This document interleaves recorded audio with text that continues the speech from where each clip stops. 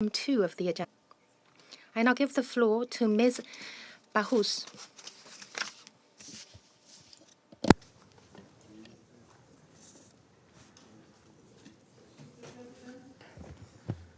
Allow me to thank you, Ambassador Zhang Jun, for your remarkable efforts during China's presidency to maintain focus on the situation in Gaza.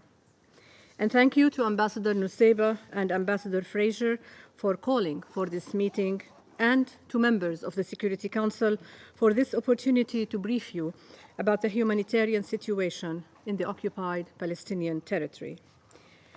I just returned last night from Egypt and Jordan. There, I met with government, civil society partners, humanitarian workers, and volunteers, all working tirelessly to respond to the suffering of the Gazan people and end the crises. I commend their efforts to ensure humanitarian aid gets to those in need. I welcome the news that 50 hostages, all women and children, will be released in return for the release of 150 Palestinian women and children, and a much-needed humanitarian pause. I thank the governments of Egypt, Qatar, and the United States for facilitating this agreement. I hope that this is the beginning of a permanent truce and lasting relief for the people of Gaza and all the hostages held by Hamas. Excellencies, we have witnessed 6 rounds of violence in Gaza in the past 15 years. Yet, the ferocity and destruction that the Gazan people are being forced to endure under our watch has reached an intensity we have never seen before. I have been consistent in my briefings to you in reminding you that women and girls are paying the highest price of conflicts. Before October 7th, 67% of all civilians killed in the occupied Palestinian territory in the past 15 years were men, and less than 14% were women and girls. Since that date, that percentage has reversed. Not only is the number of civilians killed since October 7th twice that of the last 15 years combined, now 67% of the more than 14,000 people killed in Gaza are estimated to be women and children. Excellencies, that is 2 mothers killed every hour and 7 women every 2 hours. We mourn them all. We also mourn the more than 100 UN colleagues who have died in just a month of this crisis. They served the mandate of our United Nations and the principles we have sworn to uphold, and they paid the ultimate price for it. Despite their knowledge of the dangers they faced, they did what they believed in until their final breath, whether in schools, in hospitals, or wherever they were needed. We carry their memories with us throughout this crisis and beyond. Excellencies, it has been 47 days since the October 7th attack on Israel, where 1,200 people, many of them women and children, were killed. Each day that passes marks another 24 hours of unspeakable fear and uncertainty for the hostages, including the women and girls held by Hamas. I continue to call for their immediate and unconditional release. It has been 47 days since the more than 2 million Palestinians in Gaza have spent every moment fearing for their lives, mourning their dead, and living under conditions that would break every single one of us. Thousands of women in Gaza have lost their homes, 45% of all housing units destroyed or damaged. Thousands more are injured, unable to find any medical support from a totally shattered health system. 180 women are delivering babies every day without water, without painkillers, without anesthesia for C-sections, without electricity for incubators, and without medical supplies. Yet, they continue to care for their children, for the sick, for the elderly, mixing baby formula with contaminated water when they find it, going without food so that their children can live another day, enduring multiple risks in severely overcrowded shelters. They have been robbed of their livelihoods, of their security, and of their dignity. Women in Gaza have told us that they pray for peace, but that if peace does not come, they pray for a quick death in their sleep with their children in their arms. It should shame us all that any mother anywhere has such a prayer. Excellencies, before the current escalation, there were 650,000 women and girls in dire need of humanitarian assistance in Gaza. Now that estimate has gone up to 1.1 million, including the nearly 800,000 women internally displaced. And while the situation of women and girls in Gaza rightly preoccupies us because of its immediacy and the overwhelming imperative to act, we are seeing an escalation in the West Bank, where demolitions of public infrastructure, revocation of work permits, increased settler violence, and detentions have significantly impacted the lives and livelihoods of women. Excellencies, I am alarmed by disturbing reports of gender-based and sexual violence. I reiterate my call from when I last spoke in these chambers in October, that every act of violence against women and girls, including sexual violence, is unequivocally condemned and must be fully investigated with the utmost priority.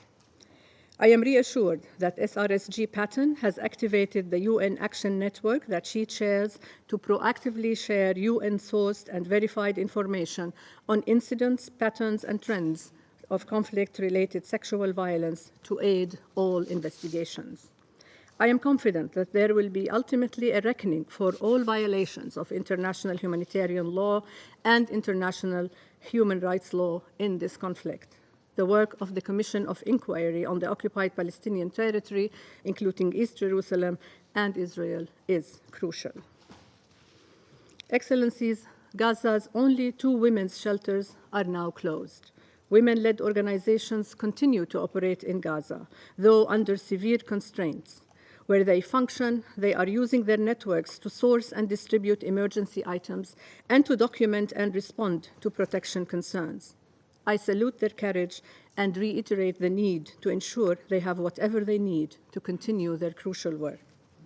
UN Women's Response Plan for Gaza, working with partners including the World Food Programme, will, in its initial phase, cover food and cash assistance to around 14,000 women-headed households, 1/3 of all women-headed households in Gaza. We will support and work urgently with the Egyptian Red Crescent and the Jordanian Hashemite Charity Organization to advance the distribution of items identified by women in Gaza as priority needs. I commend the many female staff and volunteers of the Egyptian Red Crescent for their exceptional service in these challenging circumstances, and I welcome the establishment of a new Jordanian field hospital in Khan Yunis, notably including female medical staff, such as doctors and nurses, for the first time. This is a significant milestone. Excellencies, we are providing flexible financial support to women's organizations across the occupied Palestinian territory. The Women's Peace and Humanitarian Fund, which has launched a new appeal to mobilize an additional $10 million, and we will support women's leadership in the political space. As always, we will continue to work with our sister entities and through the broader IASC membership to ensure that humanitarian response serves women and girls to the fullest. I thank our development partners for their support to us in implementing the plan, but much more funding is needed. I encourage all donors to increase their allocations, including to UNRWA, who remains the only lifeline for thousands of Palestinians. Excellencies, UN Women has met with and heard from Israeli women who share with us that they and civil society organizations are working to document gender-based atrocities, and they shared their hope for peace with women, both Israeli and Palestinian, at the table. Excellencies, during my mission, I heard unequivocal calls, time and again, that we need an immediate and unconditional ceasefire.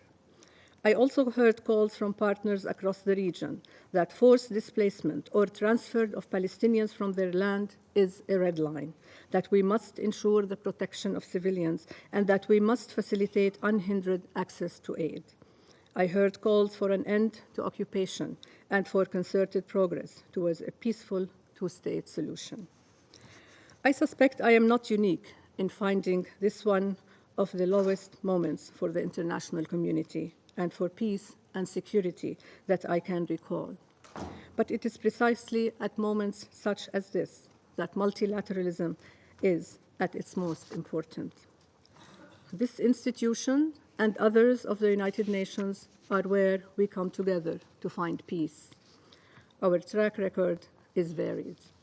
International justice mechanisms are actively resisted. The growing pushback against women and girls and their rights is gaining momentum.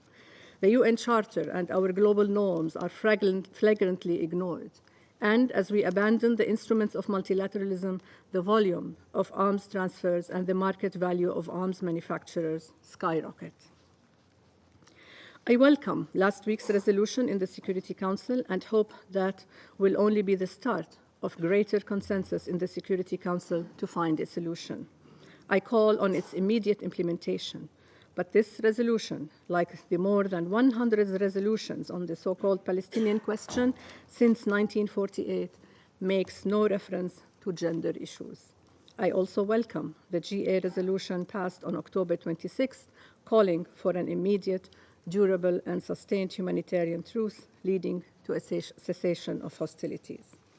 I urge you to include the voices of Palestinian and Israeli women working for peace, to recognize their leadership, and to call for their meaningful participation in any negotiation efforts. This crisis must be a wake-up call to our multilateral system. The world is looking to us to model its highest ideals, not to reflect its greatest failures. Now, more than ever, we must be faithful to our charter and to our shared humanity. Now, more than ever, we must reject those who seek to sow hatred and division.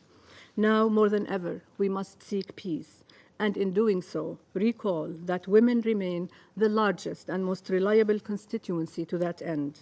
And now, more than ever, we must uphold principles of justice and accountability for crimes committed, to stop those that are ongoing and to deter those yet to occur. I call for this truce to be extended to a ceasefire and for the remaining hostages to be released unconditionally. I call for an immediate end to the current siege, beginning with ensuring access to water. Excellencies, let me end with a sentiment that we hear from women in Gaza. They note that the international community spends significant time reiterating numbers of people killed, numbers of children under rubble, numbers of houses destroyed. Yet the women in Gaza feel completely abandoned. They hear that more humanitarian relief is coming, but can see that the trickle of aid does not meet the ocean of need. More than anything, they tell us they want the violence to stop, and to stop now. For the sake of women and girls, I leave you with a call for a return to a genuine and purposeful commitment towards a just peace. And I thank you. I thank Ms. Bahous for her briefing. I now give the floor to Ms. Catherine Russell. Excellencies, thank you very much. Thank you to Ambassador Nsebe, Ambassador Zhangjin, and Ambassador Frazier for bringing us together to speak about the worsening situation for children in the state of Palestine and Israel. I'd also like to thank this Council for its adoption of Resolution 2712, a text that acknowledges the disproportionate impact of this war on children by demanding that parties to the conflict afford children with the special protection they're entitled to under international law. Critically, this resolution calls for extended humanitarian pauses and corridors in Gaza, which I hope will be urgently implemented so that humanitarian partners can reach civilians in need, especially children. UNICEF also welcomes the limited ceasefire agreement. We are positioned to quickly scale up the delivery of desperately needed humanitarian aid in Gaza, but of course more resources are needed to meet ever-growing needs. But this is far from enough. The war must be brought to an end, and the killing and maiming of children must stop immediately.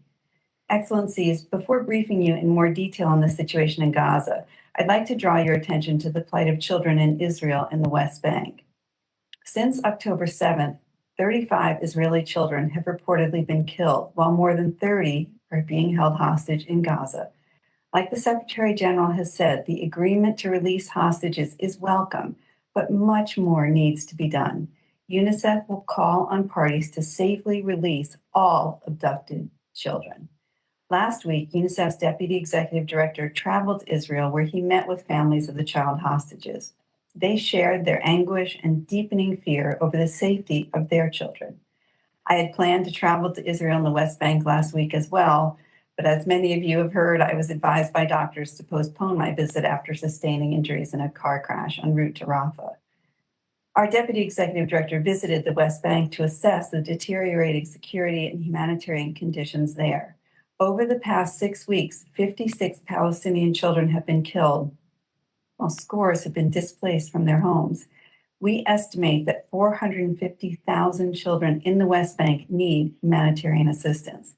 UNICEF and its partners are providing mental health and protection support, water and sanitation services, and remedial education for 280,000 children in the West Bank.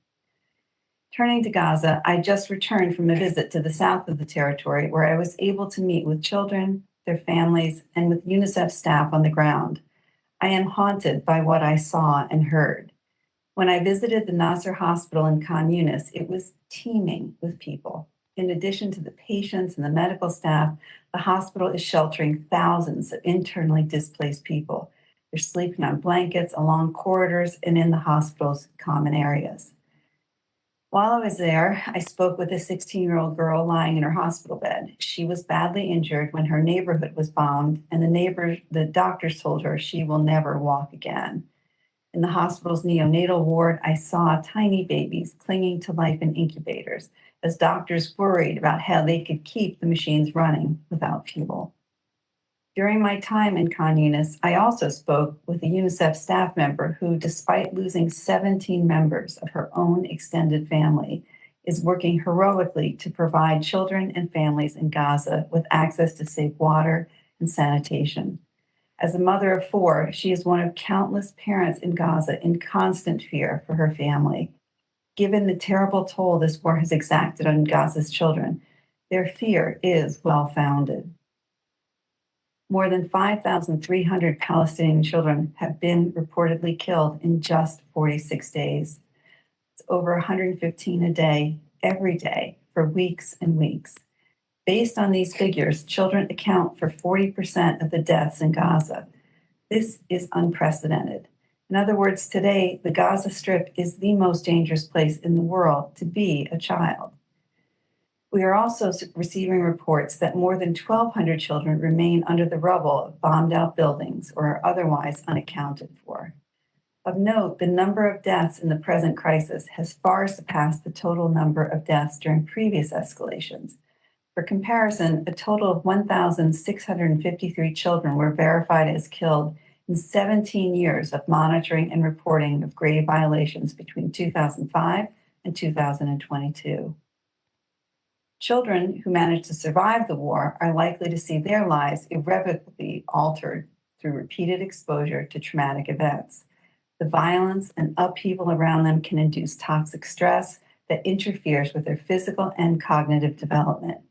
Even before this latest escalation, more than 540,000 children in Gaza, half of its entire child population, were identified as needing mental health and psychosocial support. Today, over 1.7 million people in Gaza, half of whom are children, are displaced. We are particularly concerned by reports of increasing numbers of displaced children who have been separated from their families along evacuation corridors to the south, or who are otherwise arriving unaccompanied to hospitals for medical care. These children are especially vulnerable, and they urgently need to be identified, provided with temporary care, and given access to family tracing and reunification services. In addition to bombs, rockets, and gunfire, Gaza's children are at extreme risk from catastrophic living conditions. 1 million children, or really all the children inside the territory, are now food insecure, facing what could soon become a catastrophic nutrition crisis. We project that over the next few months, child wasting, the most life-threatening form of malnutrition in children, could increase by nearly 30% in Gaza. Meanwhile, water production capacity has plummeted to just 5% of its normal output, with families and children relying on 3 liters or less of water per person per day for drinking, cooking, and hygiene. At the same time, water pumping, desalination, and wastewater treatment have all ceased to function because of the lack of fuel, and sanitation services have collapsed. These conditions are leading to disease outbreaks, which could be life-threatening for vulnerable groups like newborns, children, and women, especially those who are malnourished. We are seeing cases of diarrheal and respiratory infections in children under 5. We anticipate that the situation could worsen as the colder weather starts to set in. The public health risks in Gaza are compounded by the virtual shutdown of the healthcare system. More than 2/3 of hospitals are no longer functioning because of the lack of fuel and water, or because they sustained catastrophic damage in attacks. Moreover, WHO estimates that at least 16 health workers have been killed and 38 injured while on duty. Hospital patients are being injured and killed or are dying from the lack of medicine and care. Last week, UNICEF was part of an interagency mission that relocated 31 babies from Al-Shifa Hospital to the Emirati Hospital in the south of the Gaza Strip. 28 of those babies are now receiving care in Egypt. Hospitals should never be attacked or used by combatants. And with thousands of displaced people sheltering in Gaza's health facilities, I cannot emphasize this point enough. We are also seeing devastating attacks on schools, with close to 90% of all school buildings sustaining damage. Nearly 80% of the remaining school facilities are being used as shelters for internally displaced people. But even these spaces, where children and families have sought safety after fleeing their homes, have come under attack. This past weekend, strikes on 2 schools, including UNRWA's Al-Fukr school, which was sheltering displaced people, reportedly killed at least 24 people. UNICEF condemns all attacks on schools.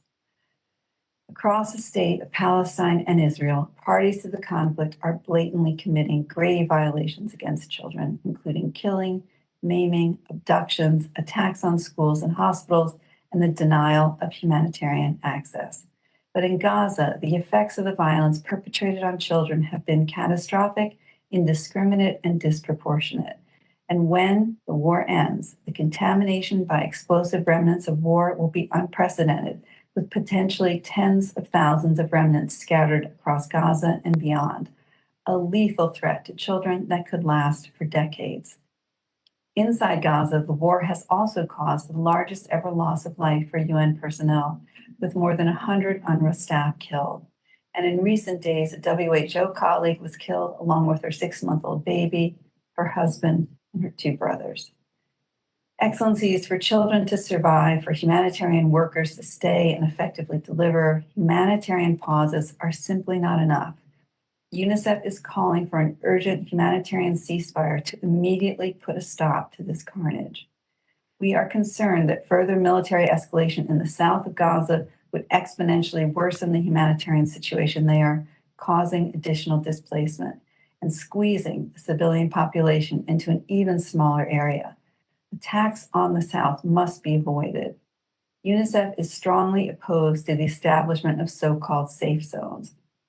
No place is safe in the Gaza Strip, and the proposed zones do not have the infrastructure or protection measures in place to meet the needs of such large numbers of civilians. We also reiterate our call on the parties to immediately and fully respect international humanitarian and human rights law, including the principles of necessity, distinction, precaution, and proportionality.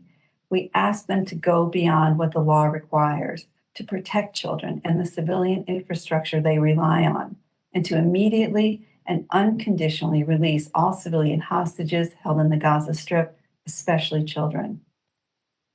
We call on the parties to abide by Resolution 2712 and to provide safe and unrestricted humanitarian access to and within the Gaza Strip, including in the north. Parties must allow the immediate entry of life-sustaining supplies, including fuel, that are needed for trucking, water desalination, water pumping, and flour production. We must be permitted to bring in essential wash supplies, tarpaulins, tents, and poles.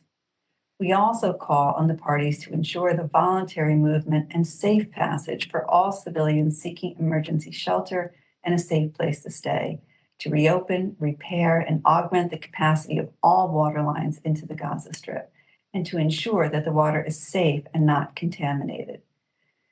Excellencies, the true cost of this latest war in Palestine and Israel will be measured in children's lives, those lost to the violence and those forever changed by it. Without an end to the fighting and full humanitarian access, the cost will continue to grow exponentially.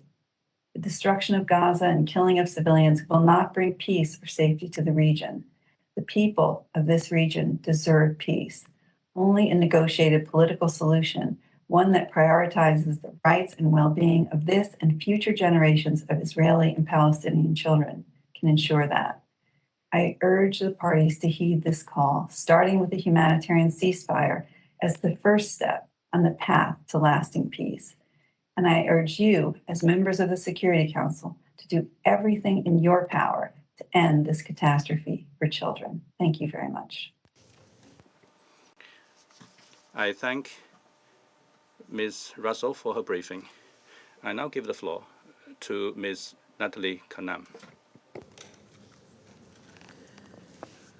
Mr. President, Excellencies, may I thank Malta, the United Arab Emirates, and the members of the Security Council for convening this important briefing and for affording me the opportunity to address you.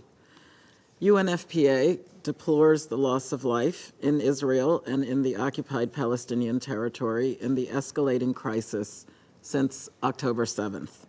We are deeply concerned for the safety and well-being of all women and girls caught up in the conflict. The situation they face is beyond catastrophic. UNFPA delivers reproductive health and population-related services focusing on women and girls in over 130 locations, mainly developing countries around the world, including delivery of humanitarian aid to pregnant women and new mothers. This assistance aligns with the humanitarian principles of humanity, impartiality, neutrality, and independence. We have worked in the occupied Palestinian territory since 1986, where we are now providing desperately needed support. Some 2/3 of all the thousands of people killed in Gaza are women and children, showing yet again that they pay the steepest price in conflicts. Amid the ongoing fighting and devastation, in Gaza, there are currently 5,500 pregnant women expected to give birth in the coming month. Every day, approximately 180 women deliver under appalling conditions, the future for their newborns uncertain.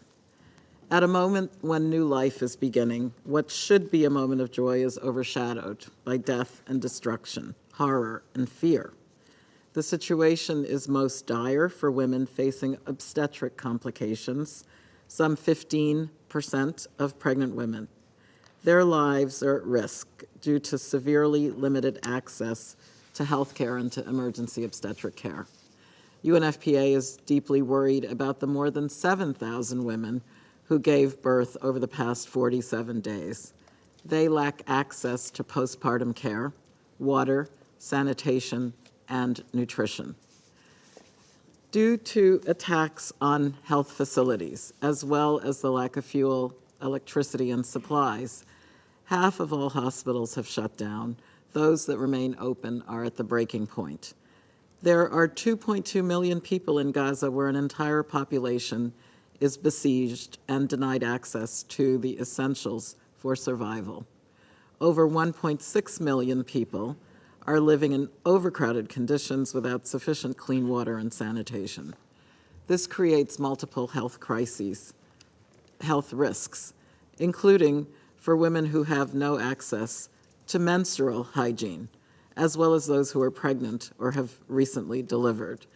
Lack of food and water across Gaza will have an adverse impact on the health and well-being of pregnant and breastfeeding women.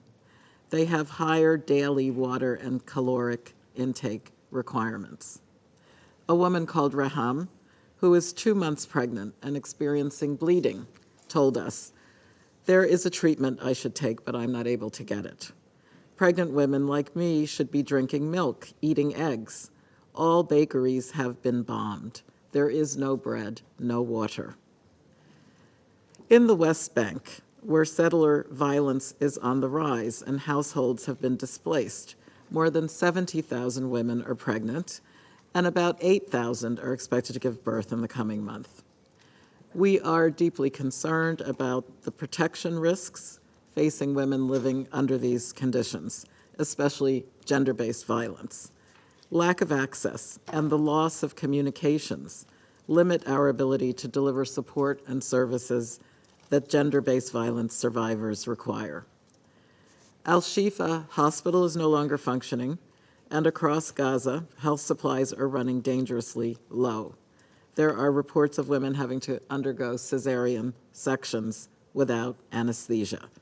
Military strikes and operations near hospitals are jeopardizing the lives of patients and women and girls who desperately need medical care but are unable to receive it.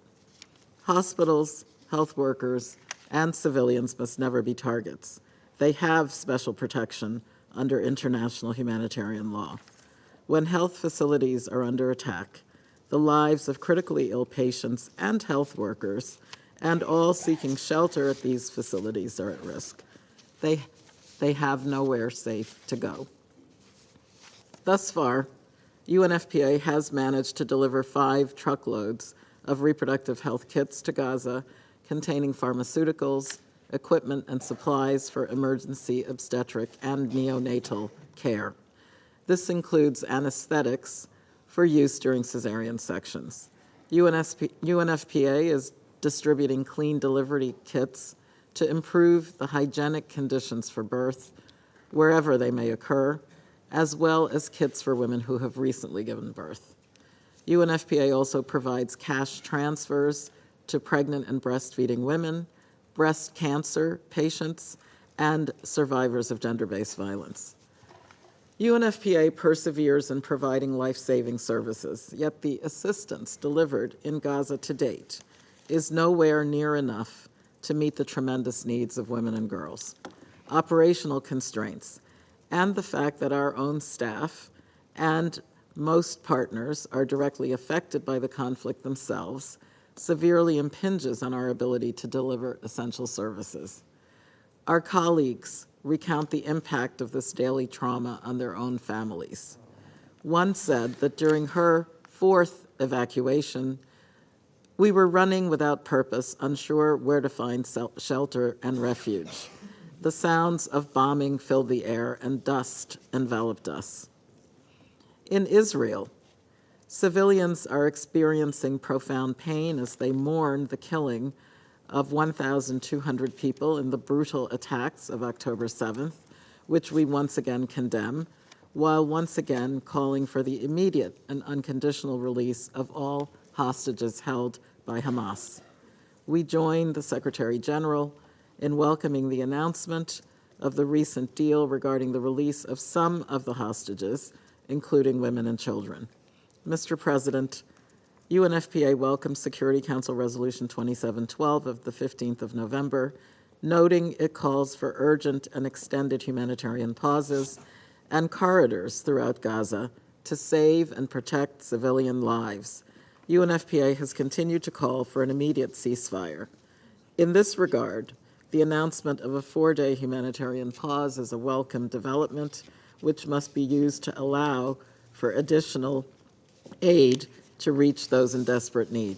Indeed, more aid is urgently needed in Gaza to save lives and to stem the torrent of human suffering. Unimpeded access of humanitarian workers and of supplies, including sexual and reproductive health services, is a matter of life and death for women and girls.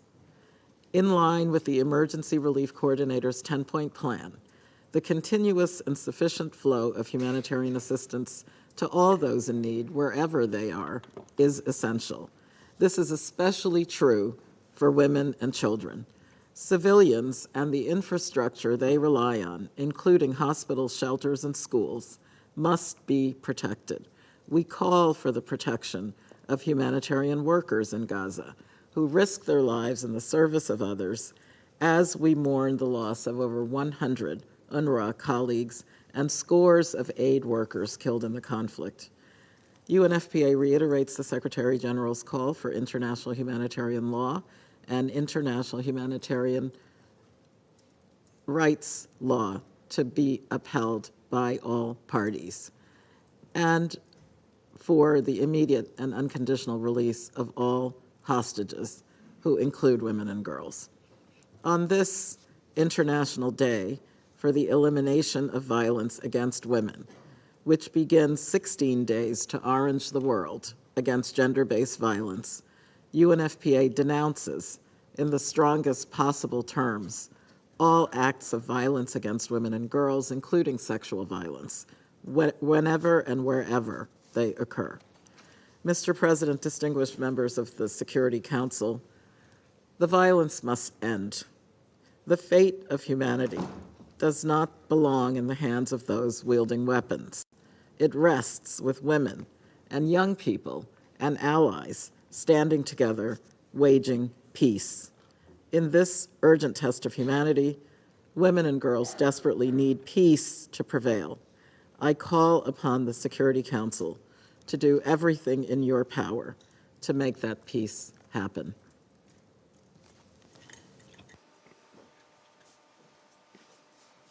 I thank Ms. Kanam for her briefing. I now give the floor to those council members who wish to make statements. I give the floor to the representative of the UAE. Thank you, Mr. President. I thank Executive Director Bahous, Executive Director Russell, and Executive Director Khanam for their painful briefings.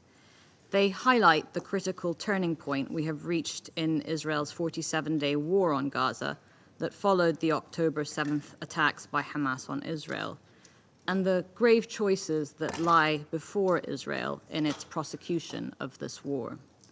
Just for the sense of scale, this war is taking place in a small yet highly populated area. Its largest city, Gaza City, is more densely populated than New York. This tiny area is home to families who have spent decades trying to build normal lives as a community despite repeated wars and displacement and amidst an ongoing blockade. Within this 25-mile-long strip, 12,000 locations have already been subjected to airstrikes, according to the Israeli government. This includes strikes on sites shielded by the laws of war, such as schools, hospitals, and refugee camps. History shows that women and children are disproportionately impacted by conflict, and Gaza is no exception. In the past 47 days, children have become orphans, mothers have become childless, intergenerational families have been wiped out altogether by the largest indiscriminate aerial bombardment we have witnessed in the recent history of warfare. It can therefore be no surprise to anyone that more than two-thirds of around the 14,000 Palestinian fatalities are women and children. Many of those killed were teachers, journalists, doctors, or children that were aspiring to become like those adults one day. From what we know of their lives and dreams and aspirations documented over the past months by brave journalists and ordinary people, it is that they did not want to grow up to become Hamas, nor did they ask to become the front line against Israel's formidable military arsenal. In Israel, too, parents have grieved the unfathomable trauma of children taken hostage by Hamas into the Gaza Strip. The October 7th attack on Israel also brought horrific reports to the world of the killing of innocent civilians and the torture and the sexual violence against women, and they were rightly condemned and must be investigated with perpetrators held accountable. Trauma has unleashed trauma in its response, and we are witnessing grief and horror of immense proportions, as well as the normalization of hate speech, dehumanization of the other across social media and in the real world. There's also an alarming rise in both anti-Semitism and Islamophobia unleashed as a result across the globe.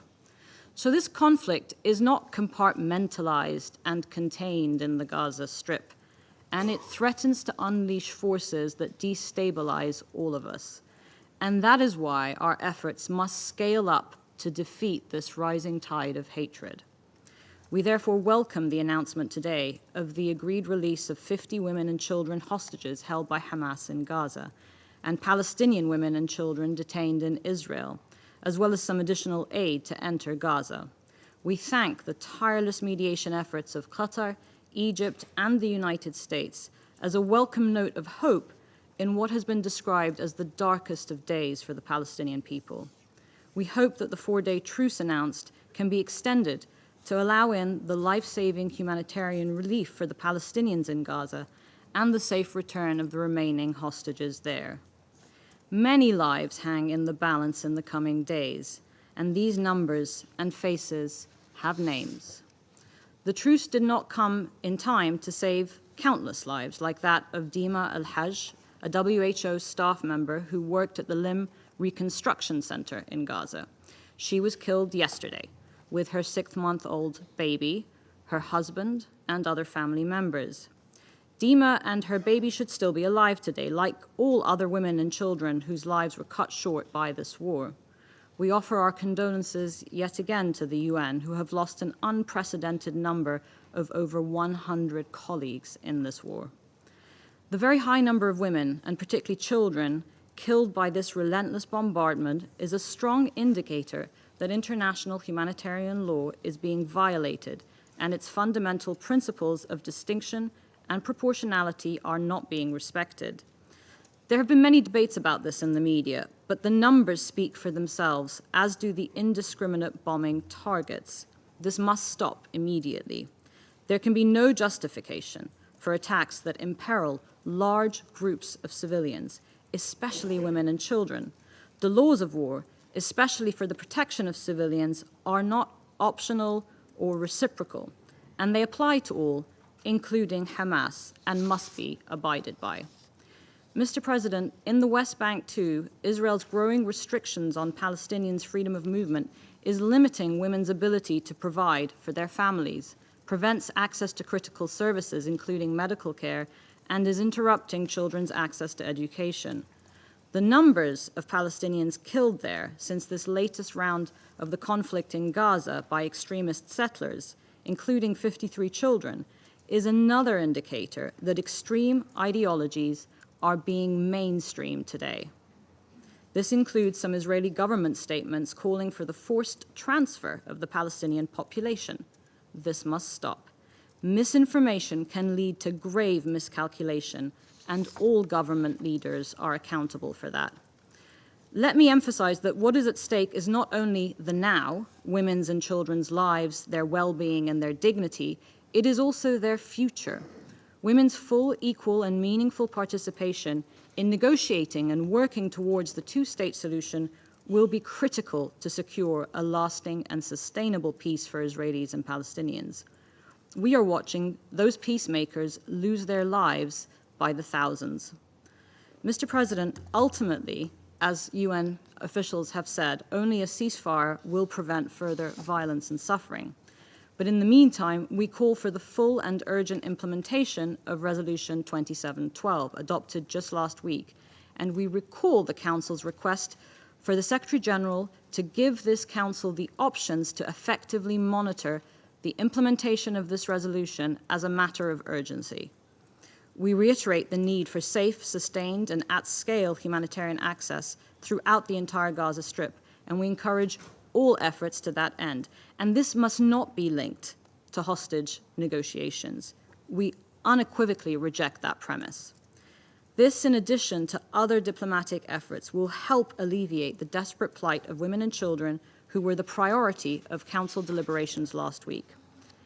If there is one crisis in which this Council should deploy every tool at its disposal today, this is it. I would like to urge my colleagues to be creative and to break out of the paralysis of a status quo approach, prioritizing efforts to stop the violence and working towards the long-term resolution of this conflict is the only rational strategy to ensure security and stability for both Palestinians and Israelis. And Palestinian and Israeli women and children deserve that political horizon. We are seeing slip away any chance for a peaceful future as we watch this war unfold.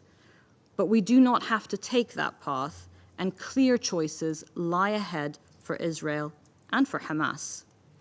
We have all felt anger, we've all felt despair, we've all felt helplessness as we have stared into the abyss of Gaza's grief. But we must not act without the courage and the resilience that those innocents have shown us and taught us these past weeks. And we should all feel angry if we fail them again today. Thank you. I thank the representative of the UAE. I give the floor to Malta. Thank you, President, and I thank the executive directors of UN Women, UNICEF, and UNFPA for their important briefings today. Malta and the United Arab Emirates called for this meeting as we are deeply concerned about the disproportionate impact this conflict is having on women and children. It is harrowing to learn that around 68% of casualties since 7th October are women and children, with many still believed to be caught under the rubble. Since that day, Malta has spared no opportunity to condemn the atrocious terror attacks by Hamas. They have left hundreds, including innocent men, women and children, brutally tortured and murdered. We reiterate our solidarity to the victims and their families. Malta deplores the kidnapping, torture and killing of hostages, which include babies, young children, men and women. Hamas must release all hostages safely and unconditionally. We welcome the truce deal for the release of several hostages and a 4-day pause in the fighting. We commend the mediation efforts of all parties involved, the US, Qatar and Egypt, towards this very important step. We also remain deeply concerned by reports where civilians and civilian structures, including hospitals and schools, may have been used as human shields. Furthermore, the indiscriminate rocket fire attacks on Israeli civilians must not go unnoticed. Israeli men, women and children are also suffering from internal displacement as well as emotional and psychological trauma. Likewise, while acknowledging that Israel has the right to defend itself within the parameters of international law, we call on Israel to stop attacks on Palestinian civilians. It is clear to all that the humanitarian situation in Gaza is catastrophic. Civilian lives, including women and children, must be safeguarded. UN Women estimates that there are over 2,000 new female-headed households since the start of the conflict, many having been displaced and taking shelter in overburdened UNRWA facilities and in hospitals. Standard necessities for survival, such as food, water, and medicine, continue to be scarce and are disproportionately affecting children's health and women as primary caregivers. Coupled with this is a lack of access to hygiene supplies, adequate privacy, and increasing gender-based violence and community tensions, all due to overcrowding in shelters. Such conditions also have an acute effect on the thousands of pregnant women who suffer from heightened vulnerabilities and require specific needs and care. These are only a few of the reasons why Malta continues to underline the need for urgent and extended humanitarian pauses and corridors for a sufficient number of days, as outlined in Resolution 2712. Even amid this unbearable situation, women in Gaza are among the first responders. Support for women's civil society organizations must be given urgent priority. Women human rights defenders and activists, including journalists, must be protected. We also must strive to include gender-related issues and perspectives into this Council's consideration of this agenda item. President, children continue to disproportionately bear the burden of the escalation in this conflict. The killing and maiming of children, attacks on schools and hospitals, abductions and denial of humanitarian access are grave violations against children and violations of international law. We are also deeply distressed about the death of premature babies at Al-Shifa. While the evacuation of babies in critical condition into Sinai is a welcome development under current circumstances, we must not ignore the fact that their lives and well-being were and still are in grave and imminent danger. In this regard, we express our heartfelt gratitude to all countries which assisted or facilitated these efforts. The adoption of Security Council Resolution 2712 last week clearly called for a number of provisions which aim to offer a respite to family and children, some suffering through this conflict. Furthermore, attacks on schools threaten children's right to education, which will have negative long-term consequences. Malta deplores last weekend's attack on UNRWA schools that killed at least 24 people. We are also deeply concerned by the situation in the West Bank and East Jerusalem. Military incursions, settler violence, demolitions, and forced transfer of Palestinians risk the opening of a third front, a real possibility. Incidents on different checkpoints in Jerusalem are also on the increase. Hence, we call for restraint. President, this untenable situation needs to end. When it does, we need to be well prepared to prevent a reversion to the status quo in Gaza and the occupied Palestinian territory. Such a change in the political trajectory towards reconciliation and peace must also include women as legitimate stakeholders and effective peace builders. To this end, Malta underscores its commitment to a lasting and sustainable peace in the Middle East, based on a two-state solution in line with relevant Security Council resolutions and internationally agreed parameters. I thank you.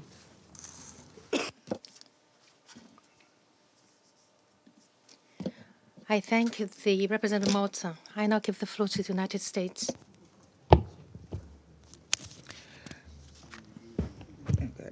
Thank you, Executive Director Bahous, Executive Director Russell, and Executive Director Kanem for your briefings. We appreciate all you're doing to alleviate the suffering of all women and children around the world.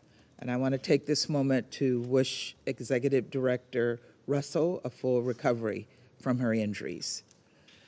At the top, I want to say that it is also critical that the Council hear from academic and civil society briefers who can speak to the plight of women and girls living under this conflict. And on this point, I'm disappointed that our request to have Dr. Ruth Haparin-Kadari brief this Council was not accommodated. Dr. Haparin-Kadari served on the Committee on the Elimination of Violence Against Women for 12 years and has dedicated her life to the cause of ending violence against women. She should have been able to brief the Council today. Colleagues, last night we got welcome news, a deal which President Biden and the United States helped broker in partnership with Egypt and Qatar. The deal was reached to secure the release of at least 50 hostages, including Americans, taken by Hamas during its brutal terrorist assault against Israel. And over the coming weeks, we will work to reunite all hostages with their families, every single one. We also appreciate the commitment that Prime Minister Netanyahu and his government have made to support an extended pause to ensure this deal can be fully carried out, to ensure the provisions of additional humanitarian assistance to help alleviate the suffering of innocent Palestinian families in Gaza, and to allow time for Palestinian civilians to move to safer locations. Now, all aspects of this deal must be fully implemented, and we must encourage all Council members to support these aims. Colleagues, while this is real cause for hope, it does not undo the devastating toll this conflict has had on women and children, and on all innocent civilians in Israel, in Gaza, and the West Bank. Lives cut short, tragically, debilitating injuries, emotional scars that for many, including those taken hostage, will never fade. This is the dark reality of conflict that Hamas set in motion. It has been less than 2 months since Hamas carried out its barbaric terrorist attack against Israel. But many members of this council seem to have forgotten or attempted to erase the horrors of that day. And many still cannot bring themselves to unequivocally condemn Hamas's acts of terror. So I feel an obligation to speak on these horrors, lest we forget. It is outrageous and it is an insult to the victims of Hamas's brutal attack. The children who were executed in front of their parents, the families who were burned alive, the young people who were gunned down with glee. We have also seen horrifying footage that points to Hamas's rape and sexual assault of innocent civilians. Where is the universal condemnation and where is the outrage? Colleagues, this moment is a test of our capacity to empathize with the suffering of all. We must continue to hold space in our hearts for the victims of the October 7th attack, for those in Israel whose homes are targets of Hamas's riots, for the hostages in Gaza who were pried from their families. But let's be clear, we must also have the same compassion for the innocent Palestinian civilians who've been killed and injured during this conflict. The innocent civilians, mostly children, under the rubble. And for the people in Gaza who are in dire need of humanitarian assistance, water, food, shelter, and other essentials. For the young girls who are no longer able to attend school, and the elderly who have fallen ill from a lack of adequate nutrition, and for those with disabilities who are unable to move. Colleagues, we must scale up our humanitarian assistance to Gaza. And you know that the United States continues to work with the United Nations and partners in the region to do just that. We're pleased to see the first deliveries of much needed fuel following a commitment by Israel. This will help keep vital communications networks running and help UNRWA deliver humanitarian aid. But much more aid, including fuel, is needed urgently. As we have heard today, Palestinian women also lack access to sexual, reproductive, and maternal health care. And humanitarian partners have in many cases been unable to provide gender-based violence response services in Gaza. And that's not for lack of trying. UNRWA is doing everything in its power to continue to provide these services, even in the face of grave danger. But these women and girls need more support and protection. And the United States is committed to doing everything possible to help women and girls in all conflict zones, consistent with Security Council Resolution 1325. Colleagues, make no mistake. Hamas is not concerned with protecting any civilians, including any Palestinian civilians.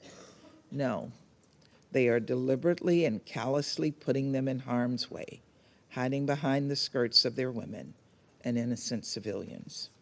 Still, this does not lessen Israel's responsibility to protect civilians consistent with international humanitarian law, as it exercises its right to safeguard its people from acts of terror. Efforts to mitigate and respond to civilian harm are both a moral and a strategic imperative, and we're deeply saddened by the tragic loss of lives at the UN's Al-Faqura school in Gaza. Any harm to civilians sheltering at protected sites is unacceptable. Colleagues, even at this perilous moment, we must work toward a sustained peace, toward a future where two democratic states, Israel and Palestine, live side by side in peace. Women and girls can and must help chart that better future. And with their support and leadership, I believe we can, at long last, secure peace, freedom, and prosperity for Israelis and Palestinians alike. Finally, on this day, before Americans celebrate their Thanksgiving, recalling all the things that we are thankful for, we must not forget those who are suffering, those who are in mourning, those whose children are going to bed hungry. We must do everything possible to alleviate their suffering. Thank you, Mr. President. I thank you. I now give the floor to the Russian Federation.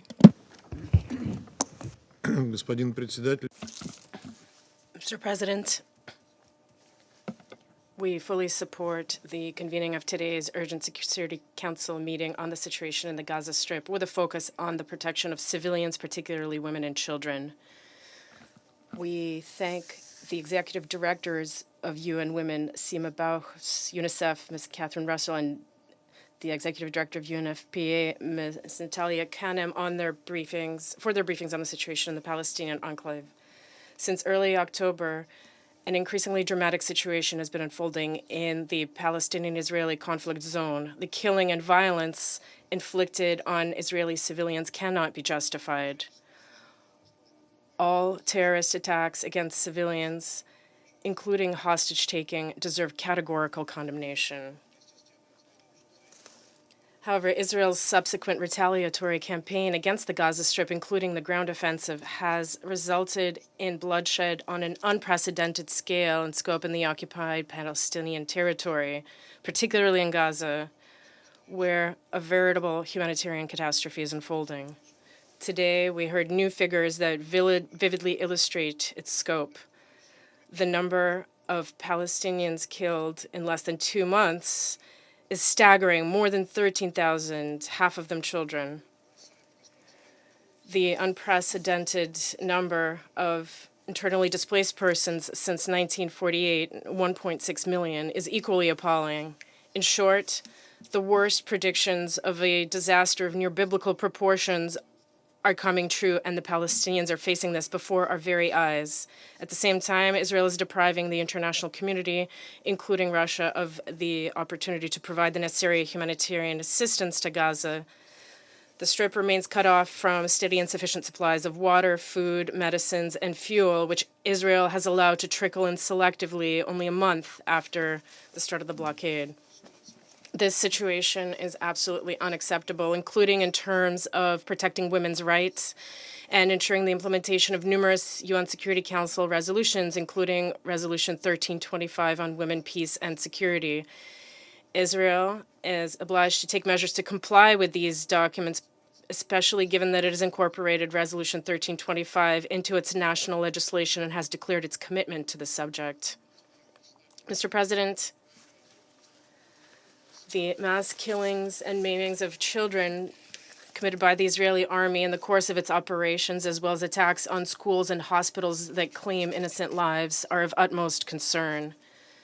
The strikes are also targeting other civilian sites, mosques, churches, refugee camps, and UN facilities where the women and children of Gaza seek refuge from bombs. This is a blatant violation of international humanitarian law. We have heard allegations of Hamas command posts and bunkers located in these facilities, but we have yet to see any convincing evidence of this. We would particularly like to stress the unacceptability of denying humanitarian access to children, which is an absolute priority given Gaza's appalling conditions. As a result, more children have died in Gaza over the past month than in all other conflicts over the past few years combined. Every day, dozens, if not hundreds, of children are killed and maimed in Gaza. 3 children were killed by Israeli shelling in southern Lebanon. This is about Palestinian children's right to life, and our common task is to save those lives.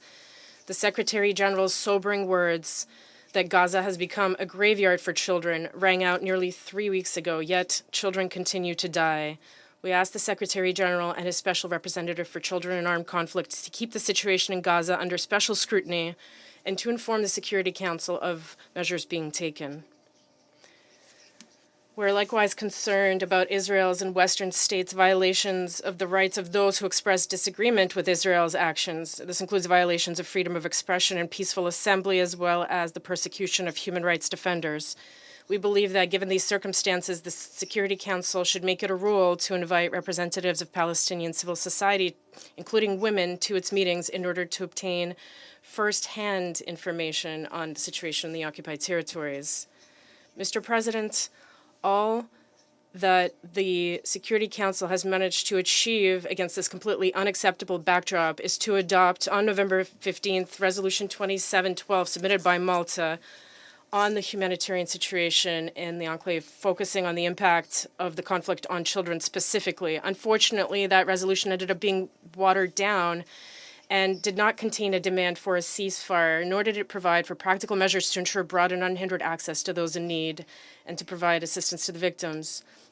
Given this, Russia abstained on the vote, ceding to requests from Palestinians and Arab countries themselves, who asked not to stand in the way of the UN Security Council from finally adopting some kind of product on the conflict for the first time since 2016. At the same time, the resolution left out Israel's violent raids on the West Bank and arbitrary air raids on Syria, as well as the growing tensions along the Blue Line with Lebanon, which create a risk of the crisis spreading out further throughout the Middle East region. The absolute moral and humanitarian imperative to end hostilities was reduced to a vague and undirected call for some kind of pauses, which are not backed by Israel's relevant obligations under international humanitarian law, nor by some kind of monitoring or implementation mechanisms. At the same time, there is no doubt that no humanitarian pause can change this unacceptable situation. An immediate ceasefire in the conflict zone is necessary. Only this will make it possible to avoid new casualties and to ensure that necessary humanitarian assistance is provided to those in need, particularly children. Unfortunately, the Israeli leadership took full advantage of the U.S.-induced rift in the Security Council and did not hesitate to call the adopted resolution meaningless, declaring their intention to ignore it and continue clearing out the Gaza Strip. Colleagues, the question is in the air about how long the Security Council will put up with such a stance vis-a-vis its own decision, which runs counter to Article 25 of the UN Charter. Under no circumstances can we allow Resolution 2712 to remain on paper only. Now that we have adopted it, it is important that the UN Secretary General provide the Security Council with the proposals requested from him by the resolution, in particular regarding its monitoring mechanism. Immediately following the adoption of Resolution 2712, Israeli Air Force attacked UNRWA's Al-Fakur and Tel Azar schools, as well as the Al-Shifa and Al-Afli hospital complexes, in the context where more than 200 bombings were taking place per day. According to UNRWA Commissioner General, there are no safe places left in Gaza to shelter civilians. Even UN facilities whose coordinates are known to Israel and which are flying blue flags are becoming targets. The UN rightly calls such actions blatant violations of international humanitarian law and total disregard for humanity. The Israeli leadership cynically calls casualties among Palestinian civilians inevitable collateral damage and is ready to consider isolated pauses in hostilities only through the prism of its own military interests. Yesterday, we learned about an agreement reached between Israel and Hamas on a 4-day pause and an exchange of some of the prisoners and hostages held by Hamas for Palestinian women and children held in Israeli jails. One must be clear that these important agreements, whose implementation will dictate the fates of thousands of people, was possible not following Resolution 2712, but rather thanks to the effective mediation efforts of Qatar and Egypt in their contacts with Hamas leadership. We hope that this agreement will be strictly enforced by all parties and will contribute to the development of further contacts in the interest of addressing acute humanitarian issues. We also hope that it will be an important step towards a general de-escalation of the situation. On our part, we intend to play our full role in this in close coordination with regional stakeholders. We all understand that addressing the current eruption of Israeli-Palestinian violence should not let us lose sight of the search for a just and lasting solution to the conflict. And we look forward to a targeted discussion of this issue in the council meeting on 29th November. I thank you. I thank you. I now give the floor to the representative of France. Mr. President, I wish to thank Ms. Bauhaus, Ms. Roussel and Ms. Canem for their briefings, and I wish to say to them once again that France fully supports UN Women, UNICEF and UNFPA. We support them in their engagement to help the people of Gaza. France hails the agreement reached in the last few hours, which looks set to allow the release of several tens of hostages and a truce. We wish to pay tribute to the role played by Qatar, Egypt and the United States. This step may set in motion a positive cycle. Other releases must follow suit. France calls for the unconditional and immediate release of hostages detained by Hamas and other terrorist groups since the 7th of October. These hostages include women and children. France condemns the terrorist attacks perpetrated by Hamas and other terrorist groups on the 7th of October. We also condemn the sexual violence and the abductions of children committed on that day. The Security Council must do the same in unequivocal terms. Israel has the right to defend itself and the duty to do so while adhering strictly to international law. The humanitarian situation in Gaza is catastrophic. The number of Palestinian civilian victims and wounded people is increasing day by day. Women and children are particularly vulnerable. They account for 2/3 of the victims. France calls for the immediate implementation of the resolution adopted by this council last week.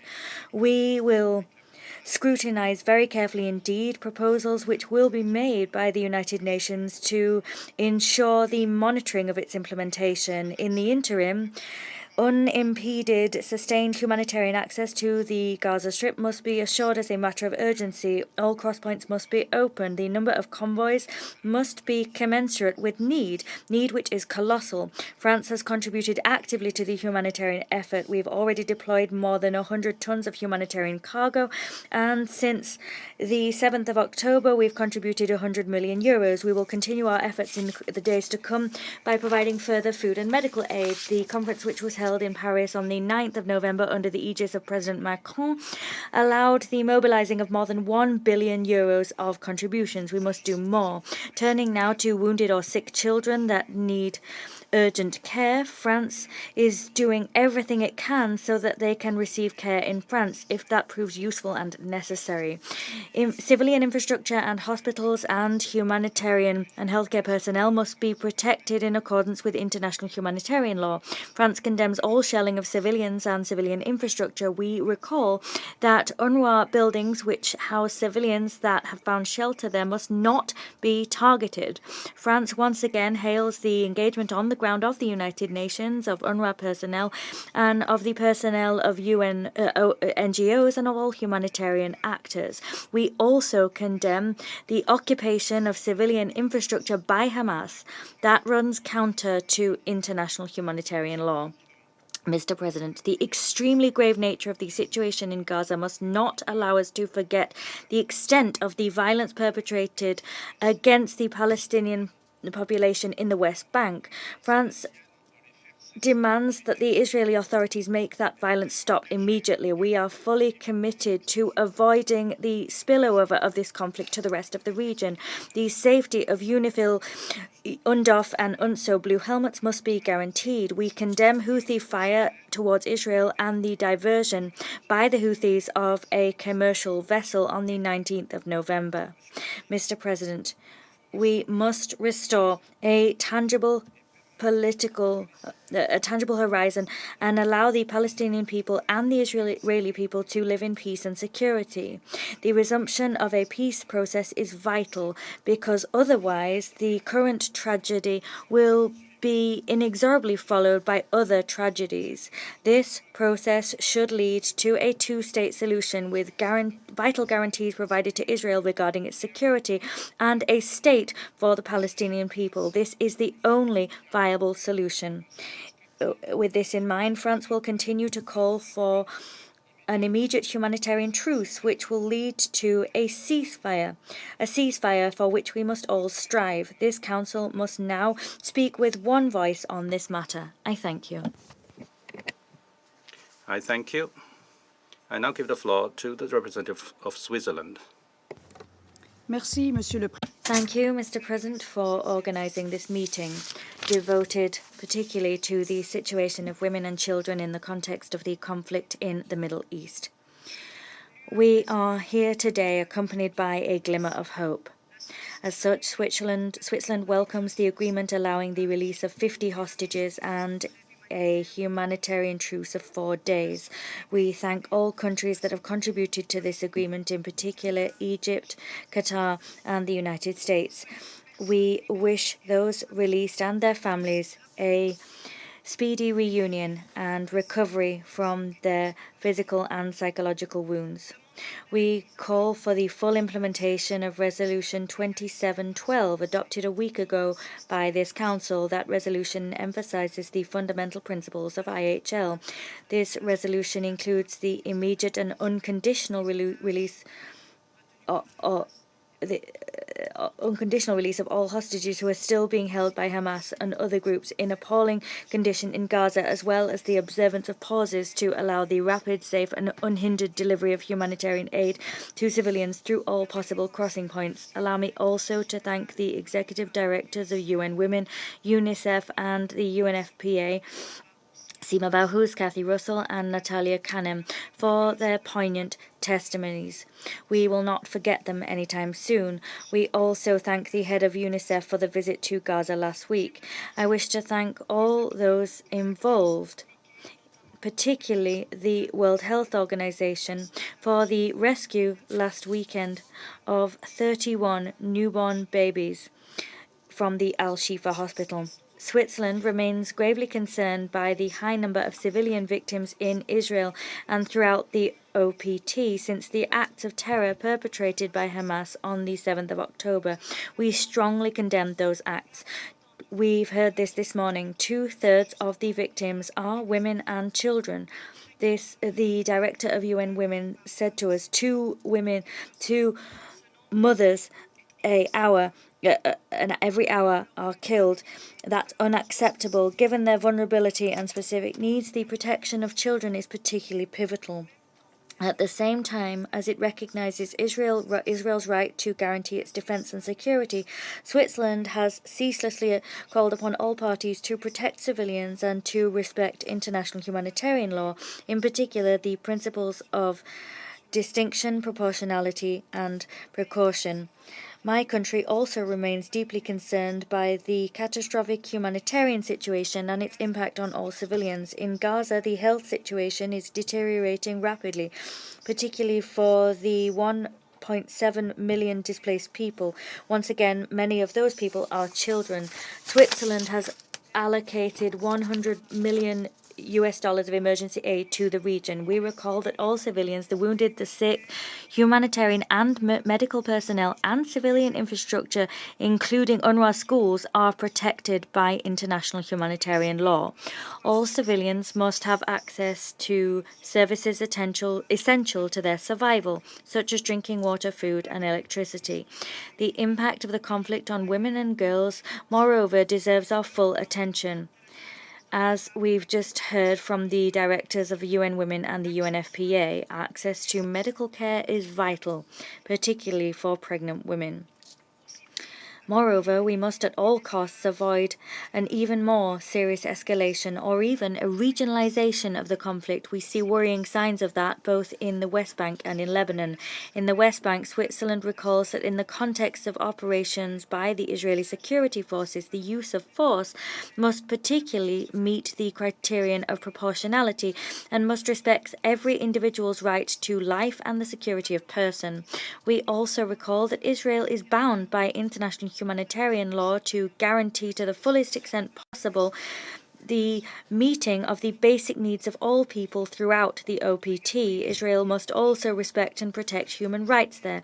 Independent inquiries must be conducted into all violations of international law in Israel and throughout the OPT so that perpetrators can be brought to justice. Mr. President, this Council must unite around the bedrock that of the two-state solution. That is the only solution able to guarantee peace and stability in the region. We also heard the appeal to bring on board the voices and contributions of Palestinian and Israeli women as called for by the Resolution 1325. We must all contribute to rebuilding without further delay this bedrock of two democratic states, Israel and Palestine, that will live side by side in peace within secure and recognized borders. I thank you. I thank the representative of Switzerland. I give the floor to the representative of Japan. Thank you, Mr. President. I thank the executive directors of UN Women, UNICEF, and UNFPA for their briefings. Japan is deeply concerned with the worsening humanitarian situation in Gaza at an unprecedented level. There are no words to explain this horror. Most of the people in Gaza have now been displaced, desperately searching for food, water, medicine, and shelter. Today, we just heard the dire and inhumane conditions confronting women and children in Gaza who are forced to live in such vulnerable situations. Premature babies are dying as critical systems shut down, and women are giving birth in unimaginable conditions. As the Executive Director of UN Women just described, women and children are facing disproportionate impacts of the war. More than 3,000 women have been reportedly killed in Gaza. An estimated 575,000 women and adolescent girls of reproductive age are also facing critical gaps in their access to health services, including sexual and reproductive health services. This has resulted in births without adequate care and premature infant deaths. In this context, Japan would also like to reaffirm the importance of ensuring the protection of medical and humanitarian personnel exclusively engaged in medical duties in accordance with the relevant Security Council resolutions, including Resolution 2286. The children in Gaza, too, are facing extremely challenging conditions. As the Secretary General put it last week, Gaza is becoming a graveyard for children. More than 4,500 children have been reportedly killed and over 6,800 children reportedly injured to date, with over 400 children being killed or injured every single day. Many children are believed to be trapped beneath the rubble of collapsed buildings. Mr. President, it's profoundly distressing to learn that women and children account for nearly 70% of the death toll in Gaza. No other place on earth is as horrifying as Gaza right now. All parties to the conflict must remember the grave impacts of armed conflict that those women, children, and their families must endure for many years to come. The protection of women and children must be prioritized, and they must be provided with essential humanitarian assistance such as food, water, and medicine continuously. In this regard, full, rapid, safe, and unhindered humanitarian access must be ensured in line with international humanitarian law and the newly adopted Security Council Resolution 2712.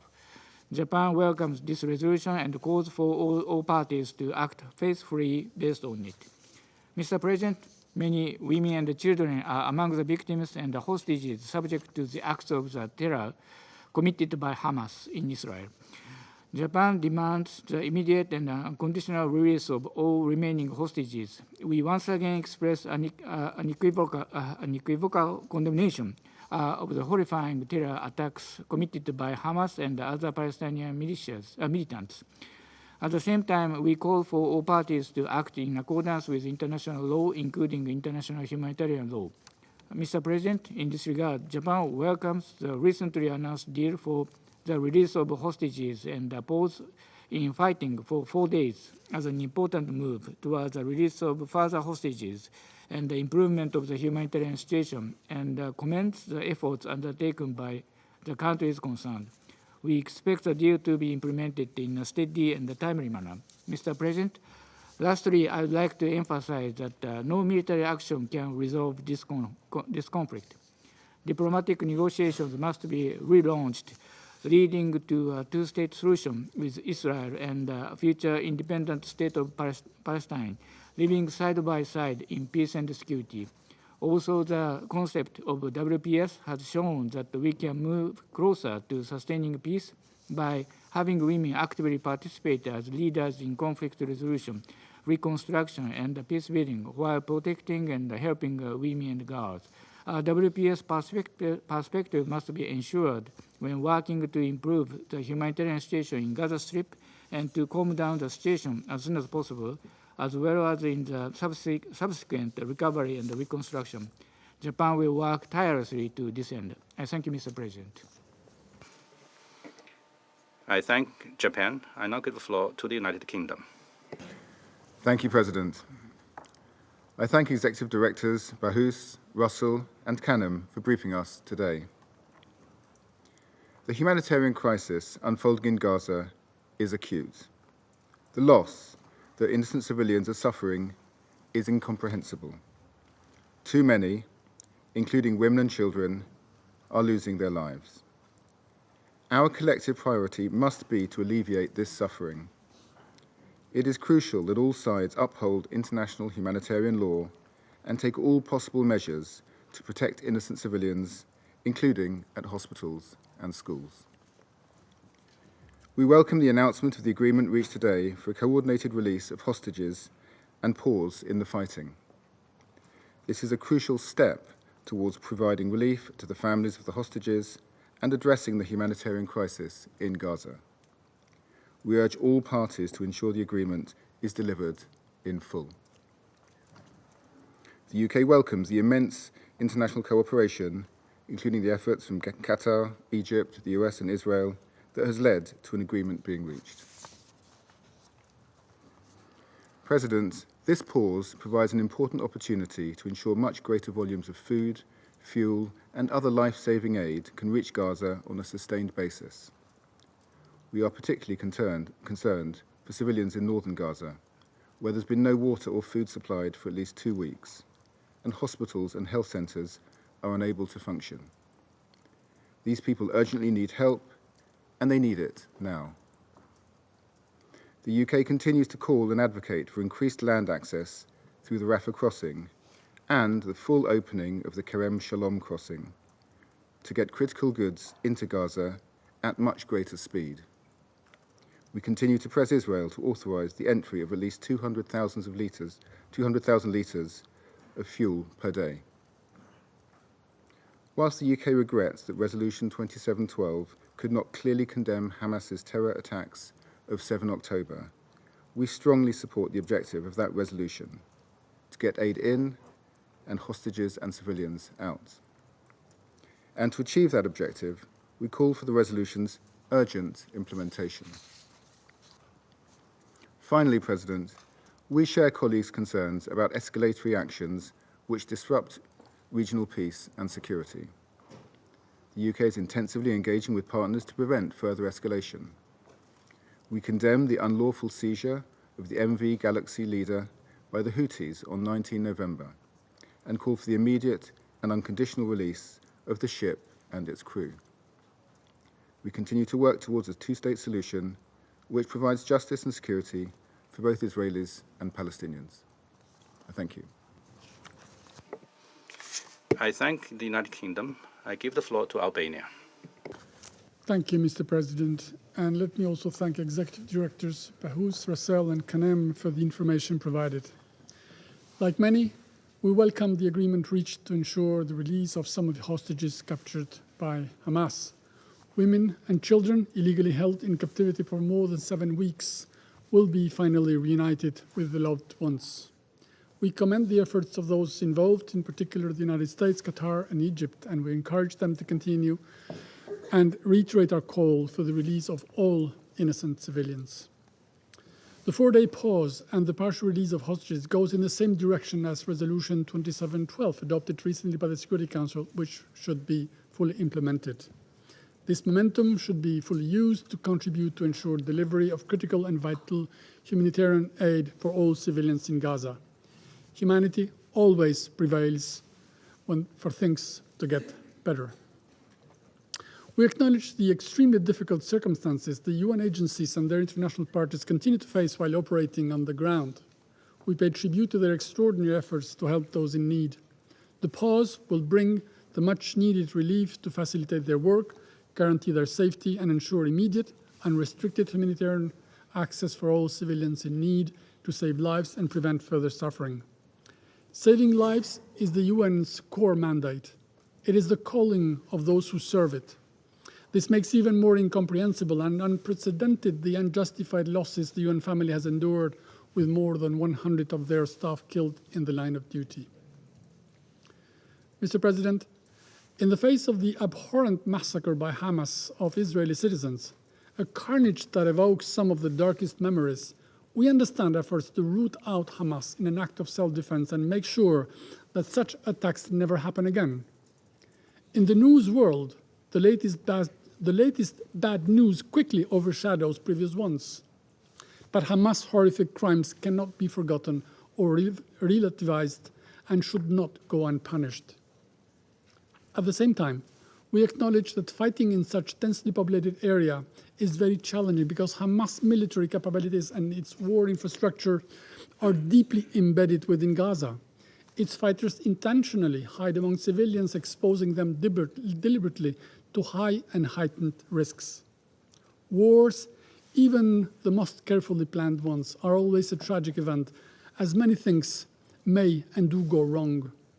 We are dismayed by the extreme disproportional impact the Israeli response on Hamas is having on civilians' lives in Gaza. The death toll on civilians is utterly disturbing, and the rules of protection of civilians in conflict are being challenged constantly. The bombardments, the huge number of displaced people, the collapse of water and electricity systems, the lack of fuel, and the limited access to food and medical supplies are, as we heard from the briefers, severely impacting maternal, newborn, and child health care in an already dire humanitarian situation. We have said it many times. Wars have laws and they must be respected. Anywhere, hospitals and schools enjoy protection under international humanitarian law, and this should not be different in Gaza. While it responds to terror, Israel must fully abide by the international humanitarian law in line with the principles of distinction, proportionality, and precaution. Let's not forget that any military strategy that ignores the human cost could ultimately end up having adverse effects, which in long term risk to play into the hands of extremists and undermine long-term efforts to achieve peace and stability in the wider region. Colleagues, as we are all aware, the Israel-Hamas war has spilled on the world stage. Sharp political and social polarization has deepened far from the conflict zone. In such troubled times, people do little effort to understand. They rush to take sides, and many times this unleashes the worst. We see with worry an alarming rise of acts of anti-Semitism, dehumanizing language, multiple acts of hate, anti-Muslim, anti-Arab, or anti-Palestinian sentiments. They are becoming commonalities to unite multiple different and competing bigot groups, which can quickly metastasize into blind violence. The longer the war endures, the greater the dangers to see they further expand and exacerbate.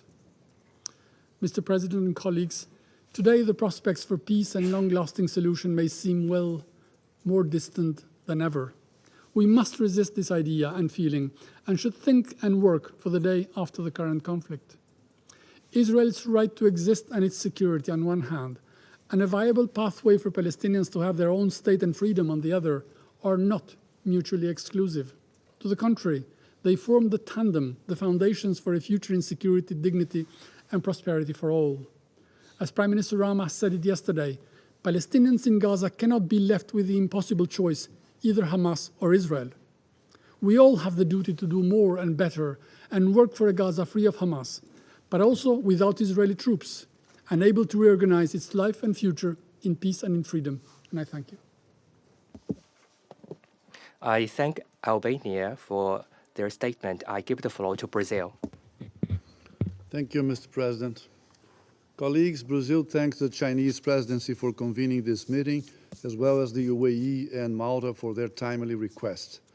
We also thank UN Executive Directors Bahous, Roussel, and Kanen for their detailed updates on the dire reality faced by hundreds of thousands of civilians in Gaza, particularly women and children.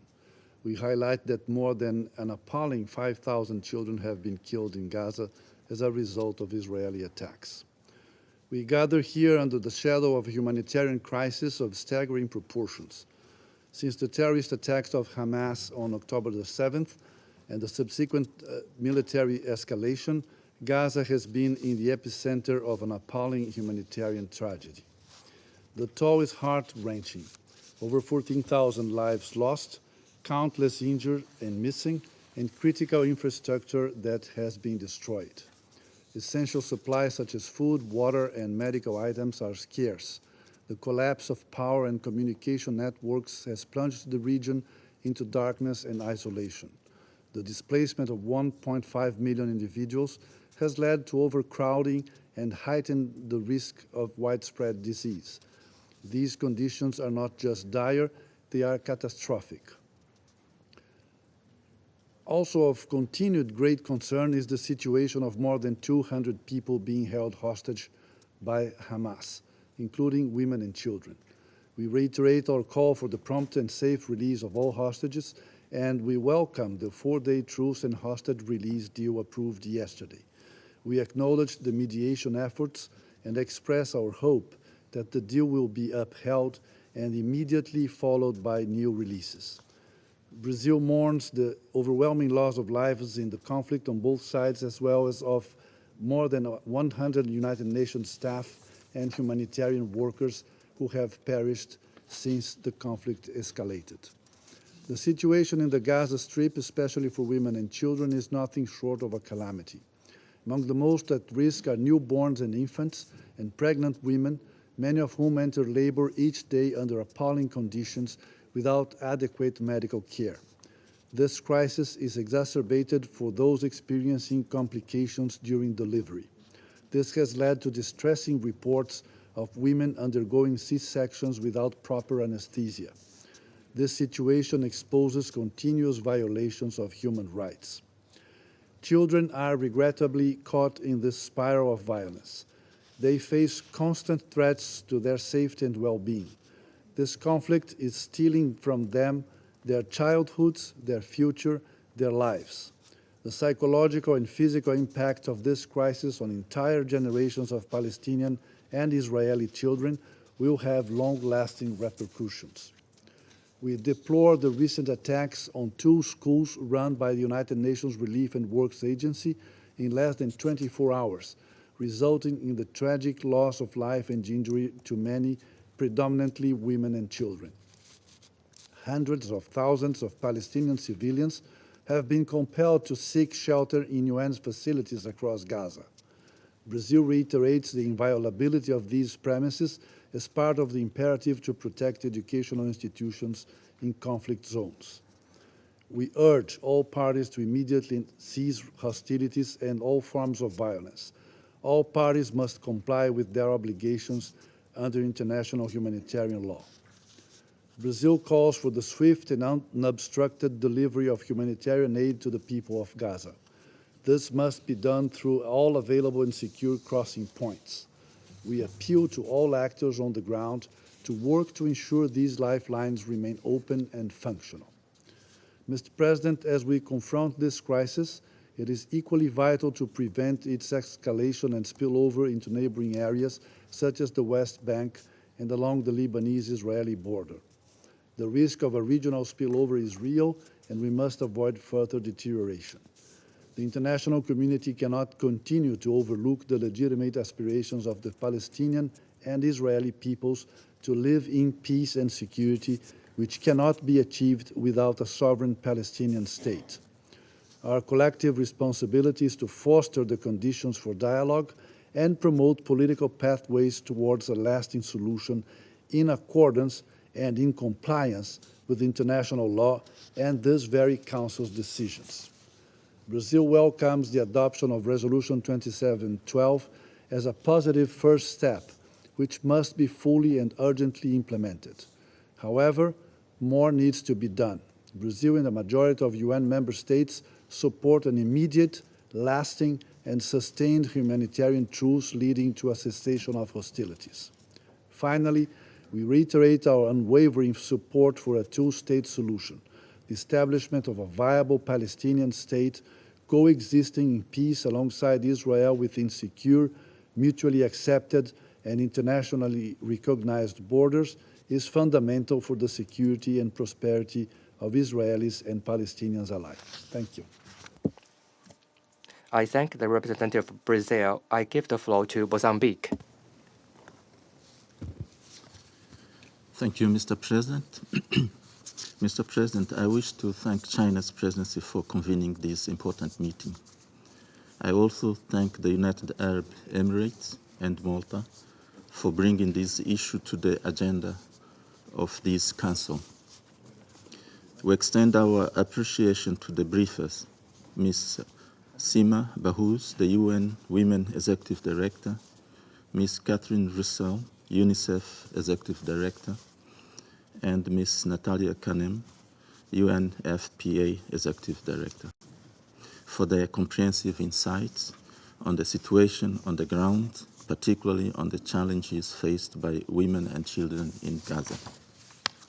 Mr. President, the humanitarian situation of the Palestine refugees in the Gaza Strip has been dire for a long time, and the current escalation of hostilities only exacerbates it. In fact, since the 7th of October 2023, women, girls, and children in Gaza have endured attacks, displacement, and social and economic disruptions. Humanitarian agencies have repeatedly warned of an unprecedented humanitarian crisis unfolding in Gaza amid Israel's total siege. Air raids and bombardments have damaged several facilities, including hospitals, limiting access to care, particularly for pregnant women and children. Today, the Council meets immediately after the adoption of the first resolution on the situation in Gaza Strip since October 7.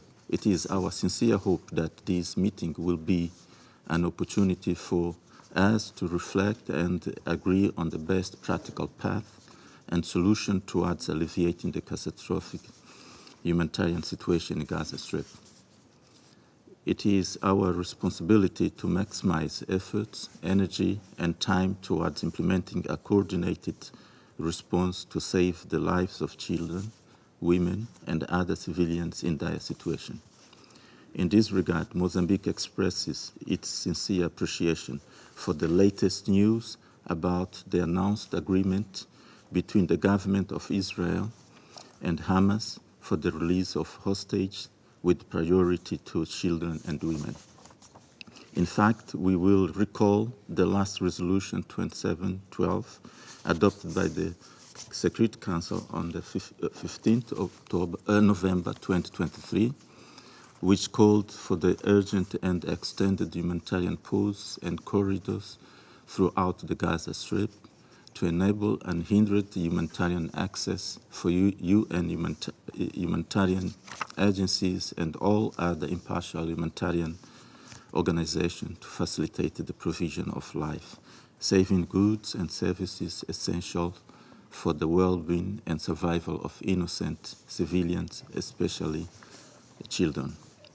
It is our hope that this positive signal could pave the way for a de-escalation of the conflict, leading for a humanitarian ceasefire to allow for the entry of humanitarian assistance, including food, water, fuel, and health supplies for women, girls, and children in the Gaza Strip. There should an unanimous call by this chamber and therefore should not be a conditional action. We also are of the view that over and above the access of humanitarian assistance into Gaza, we should consider scaling up the levels of such support and assistance due to the scale of the humanitarian crisis currently on the ground. Mr. President, while acknowledging the encouraging signals, an immediate, durable, and sustained cessation of hostilities and a return to the constructive dialogue remain the best immediate option to remedy the calamitous situation in Gaza. We therefore reiterate the urgency for the parties to show the necessary leadership, wisdom, and courage to engage in dialogue and work toward a long-lasting solution, allowing both Israelis and Palestinians to live side by side in peace and security as good neighbors in accordance with the United Nations Charter. The members of this Council should also exert their respective role of influence for this noble and ideal goal. To conclude, Mr. President, we again appeal to all Council members to not spare a single effort to work towards achieving peace, security, self-determination, and dignity for both the Palestinian and the Israeli peoples. I thank you, Mr. President.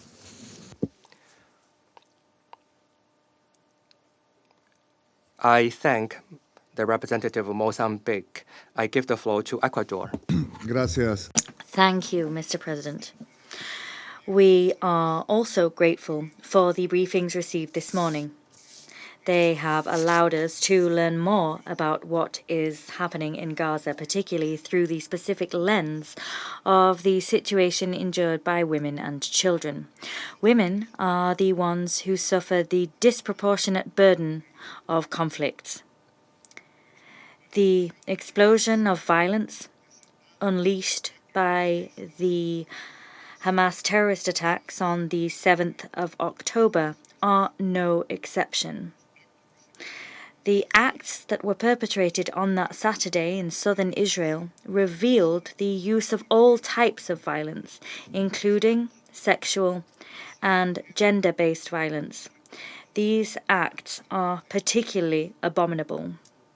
Subsequently, in Gaza, as a consequence of the indiscriminate attacks, thousands of women took up the role of heads of households. They face constraints limiting the access of humanitarian assistance, a lack of water, food, medicines, and personal hygiene products.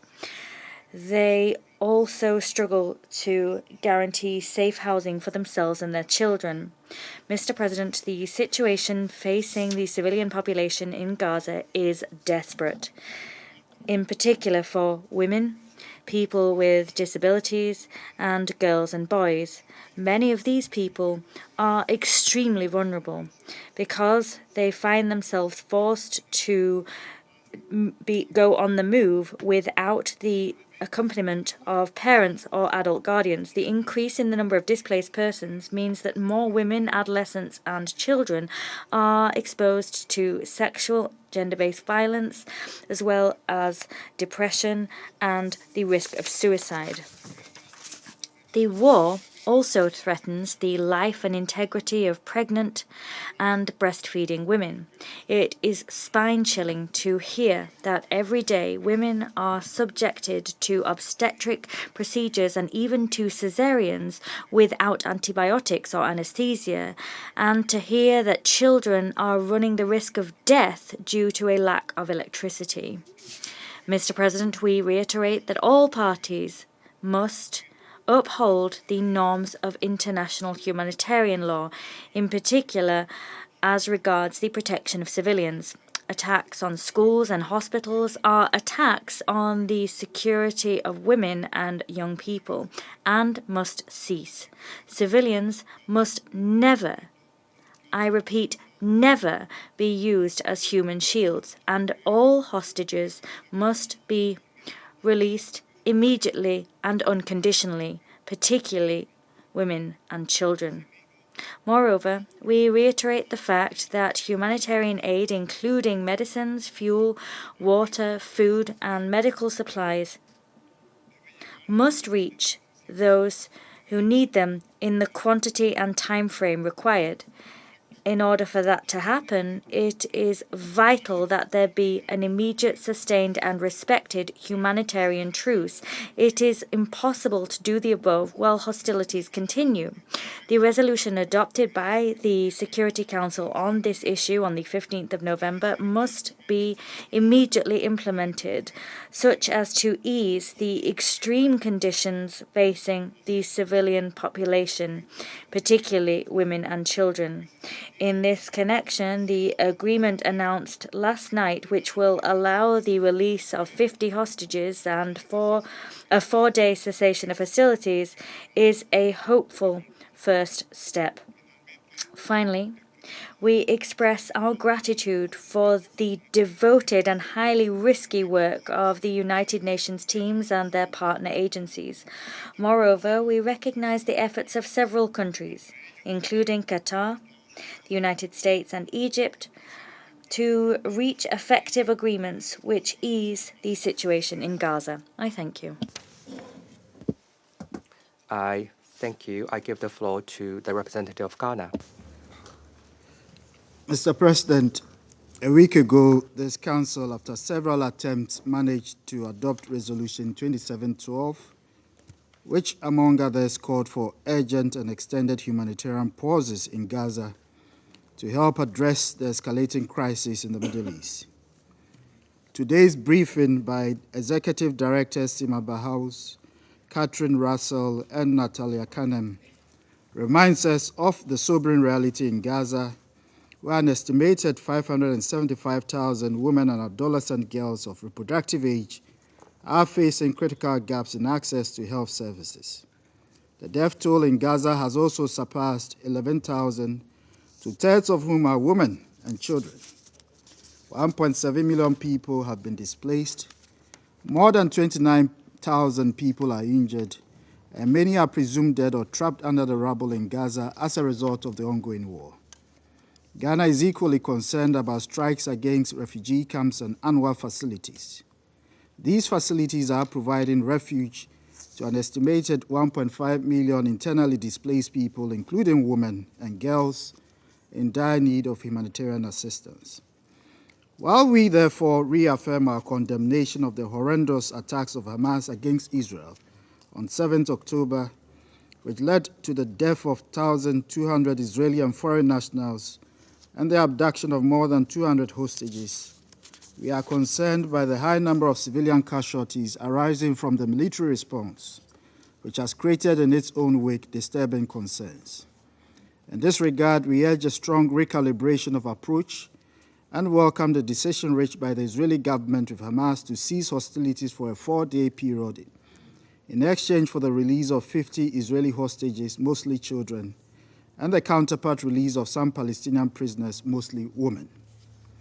We also welcome the additional daily tracks of aid agreed and commend the mediation efforts that have been undertaken to achieve this outcome. We urge the commitment of the parties to the implementation of the arrangements and believe that the release of further hostages creates an opportunity to build confidence with other measures.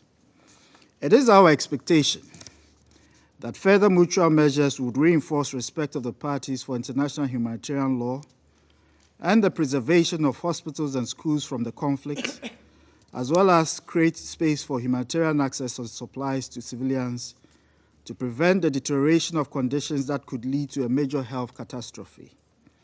Moreover, it would be important that any effort to build the confidence of the parties should help preserve the inviolability of UNRWA installations and civilian infrastructure in Gaza, including schools, storage facilities, and shelters.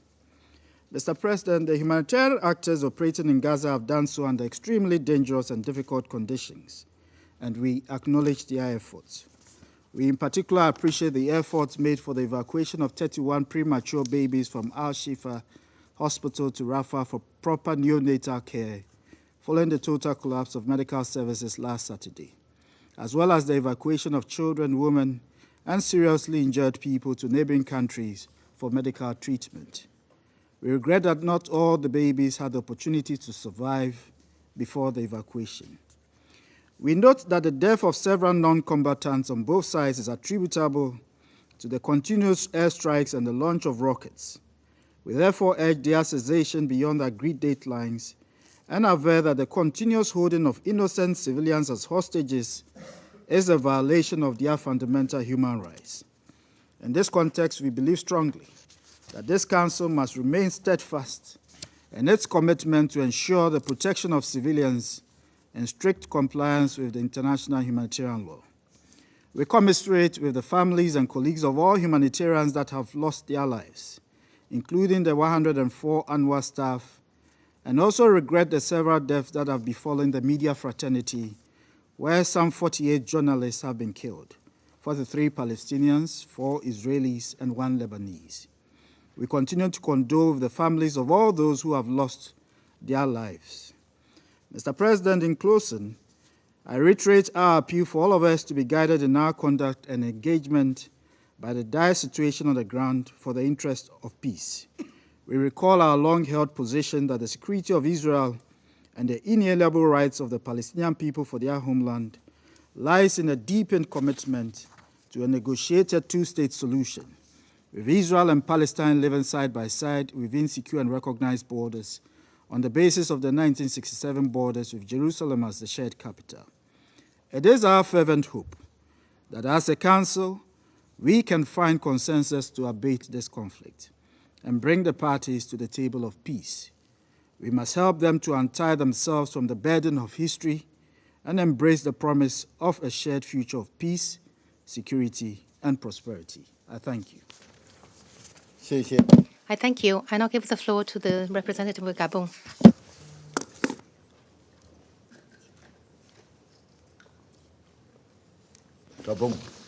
Merci, Monsieur. Thank you, Mr. President, for organizing this briefing. I would like to thank the UAE and Malta for the initiative for this important briefing that allows the Council to remain mobilized in the face of the unprecedented scope of the deadly violence in the war between Israel and Hamas. I also thank the Executive Director of UN Women, Sima Bahous, as well as Catherine Russell of UNICEF, and Natalia Kanem of UNFPA for the information that they have shared with the Security Council and for their heart-rending testimony.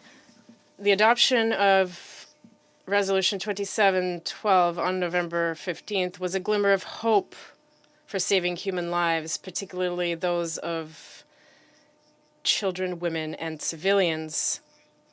It was a real hope of reconnecting with international humanitarian law amidst the ruins of Gaza and the perilous exodus of its populations. That hope is shrinking day by day as the fighting continues, adding to the terrible human and material toll in Gaza and the occupied West Bank. The barbaric Hamas attacks in Israel on October 7th left approximately 1,200 people dead, 4,629 wounded, and more than 230 persons taken hostage in Israel, including women and children. Today, more than 11,000 people are estimated to have been killed in military operations in Gaza, including 3,027 women, 4,506 children, and 102 UNRWA staff members. The overwhelming testimony from the three briefings this morning challenges our conscience, particularly when it comes to the situation of women giving birth in horrific conditions, including ongoing cesarean sections without anesthetic, as well as the situation of 130 premature babies that are dependent on incubators and electrical supply to stay alive. This situation is something that must mobilize every member of this council. We cannot accept the status quo. My dear colleagues, we must do this for the children. We must be more committed and more engaged as the Security Council in order to achieve a cessation of hostilities. We have the duty to protect children. It is part of our mandate and our calling. Gabon once again calls on all parties to exercise restraint and respect their obligations under international humanitarian law. We must also show greater commitment to accountability for serious violations of international law. We will not cease to reiterate that the solution to the Israeli-Palestinian conflict must be political and diplomatic, achieved through dialogue and good faith negotiations and ensuring respect for the legitimate concerns of all parties. Gabon reiterates its firm condemnation of all indiscriminate deadly violence and is deeply shocked by the numerous strikes against schools, hospitals, ambulances, and refugee camps. The recent attack on the Indonesian hospital in Gaza, which resulted in the death of 12 people, is unacceptable. The state of siege under which Gaza is being maintained cannot continue. The logic of collective punishment of civilian populations is unacceptable and contrary to international humanitarian law. We reiterate our call for unfettered, secure, and sustainable access for the delivery and distribution of essential goods and services for the millions of persons in need.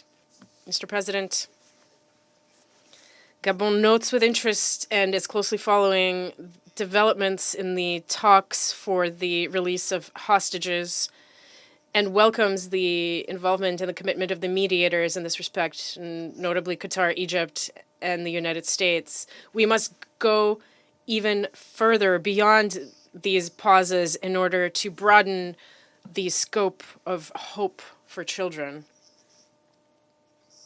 We say this again, all hostages must be released unconditionally and without blackmail.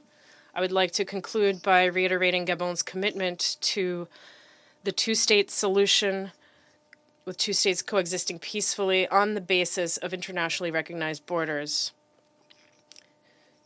To achieve this, dialogue and negotiation are indispensable, with a central role reserved for the United Nations. I thank you.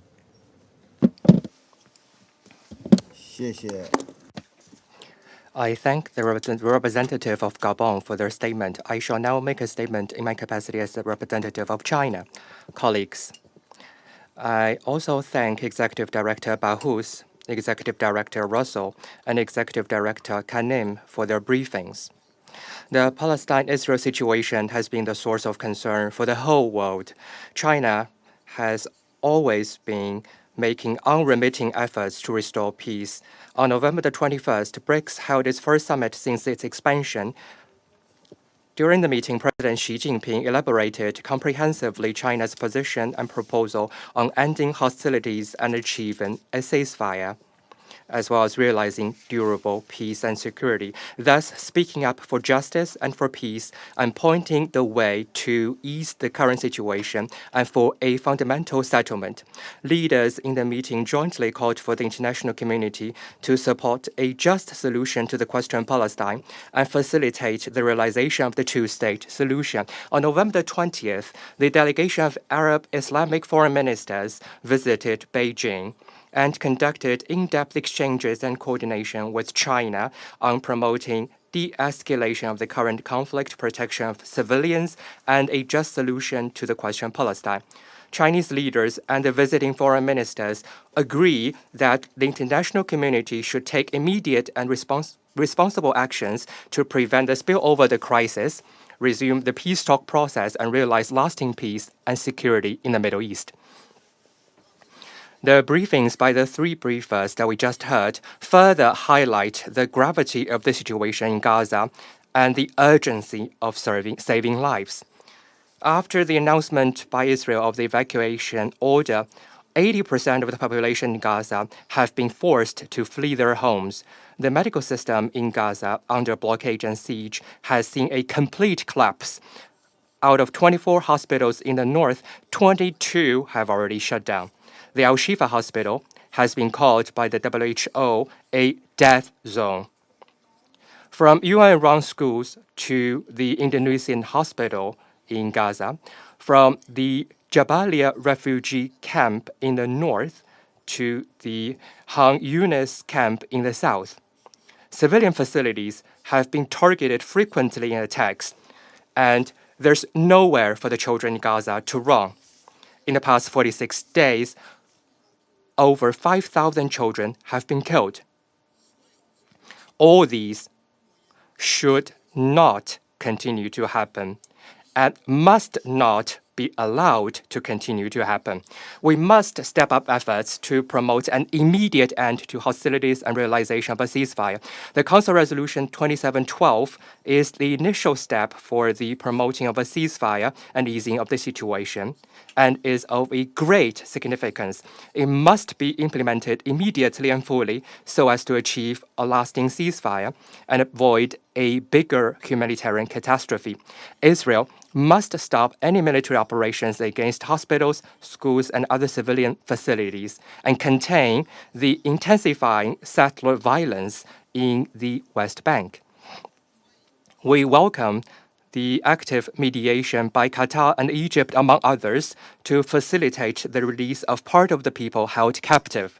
We support further diplomatic efforts so that more people held captive can be released at an early date. We hope this will create political space for dialogue and negotiation and the restoration of peace. We must step up efforts to promote all efforts to protect civilians. We strongly condemn actions in Gaza that clearly violate international humanitarian law. We oppose any collective punishment of civilians in Gaza and oppose forced displacement and forced transfer. We urge Israel to lift its blockade of Gaza as soon as possible and fully restore the supply of essential materials such as water, electricity, and fuel. We call for emergent opening of more relief channels that lead to Gaza and fully utilize crossing points, including Kerem Shalom, to ensure sufficient humanitarian materials can enter Gaza from all directions in an unimpeded and highly efficient manner. China supports further actions by this Council in this regard based on Resolution 2712. We must step up efforts to promote the revitalization of the political horizon of two-state solution. Any solution to the current situation should not deviate from the two-state solution and should be conducive to regional peace and stability. Any arrangement concerning the future of a destination of Palestine must be based on the consent of the Palestinian people and accommodate the legitimate concerns of regional countries. The UN should continue to play an active role in consolidating international consensus and facilitating the peace process. The Council should be ready to take responsible and meaningful actions on the Palestine-Israel situation at any time that could stand the test of history and conscience. I resume my function as President of the Council. I now give the floor to the permanent observer of the buffer state of Palestine. Mr. President, allow me at the outset to thank you for your able leadership of the Council and to thank the UAE and Malta for calling for this meeting focused on women and children and for their efforts in elaborating the resolution adopted by this Council a few days ago. Allow me also to thank the briefers and through them the United Nations as a whole for its mobilization in the face of this grave crisis, as well as our gratitude to all the heroes on the ground who have taken every risk, even to their own lives, to provide their communities with humanitarian aid and relief, including the doctors, the humanitarian and medical personnel, and the rescue teams, and to the journalists whose lives have been in danger trying to report on this immense human tragedy and humanitarian catastrophe. Mr. President, the State of Palestine welcomes the agreement for a truce reached yesterday and expresses its appreciation to all those who contributed in reaching this agreement, especially our brothers from Qatar and Egypt. Every 10 minutes, Without bombardments, a Palestinian child is saved. Hundreds of Palestinian children will not be killed thanks to this truce. We owe it to them and to all the civilians in the Gaza Strip to put a definitive end to this criminal assault on the Palestinian people. All those who contributed to stopping this madness must now work tirelessly to ensure a way forward that averts the resumption of this aggression. This is the way to protect civilians, to prevent regional spillover, to help the millions suffering this humanitarian catastrophe that we failed to avert, and to release those held captive. A resumption of the aggression would undermine all these goals. I want everyone here to think of the father who carried his wounded child and could not find a hospital to save him until he died in his arms, and he could not stop to bury him.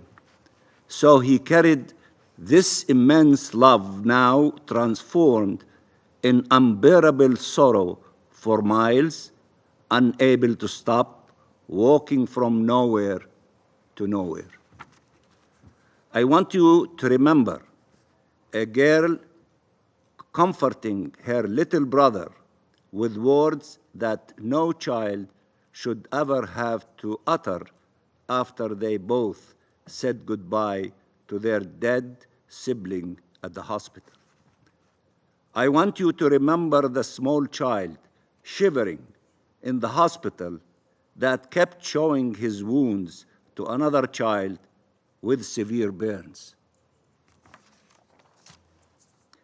I want you to remember babies lying together out of their incubators, gasping for air until the lungs of several of them surrendered, failed by all of humanity.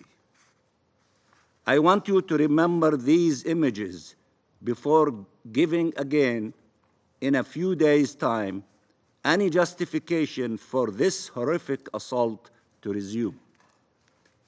In the next few days, families will be able to embrace, to mourn, to start healing the wounds that can be healed, including the families that will be reunited with loved ones who were held captive. This cannot be just a pause before the massacres starts all over again. Mr. President, the resolution of this Council was clear about the enormous tasks that need to be undertaken during this truce. Enabling rapid, safe, and unhindered humanitarian access, facilitating the provision of desperately needed humanitarian aid throughout the Gaza Strip, and rescuing and recovering the thousands who remain trapped under the rubble. This must be done immediately. The resolution also rejected the forced displacement of the Palestinian civilian population in grave breach of international law. Already, unbearably, more than 1.7 million Palestinians in Gaza have been forcibly displaced from their homes. This is inhumane. This is a crime against humanity. Israel said its aim was security, but could not refrain from revealing its true plans: the forced transfer of Palestinians. These intentions started with hints and then became explicit in interviews, memos, and op-eds by its most senior officials. Israeli leaders keep talking about voluntary resettlement, quote unquote. This is the code name for forced transfer. What is voluntary about bombing and besieging and killing and maiming and arresting and humiliating.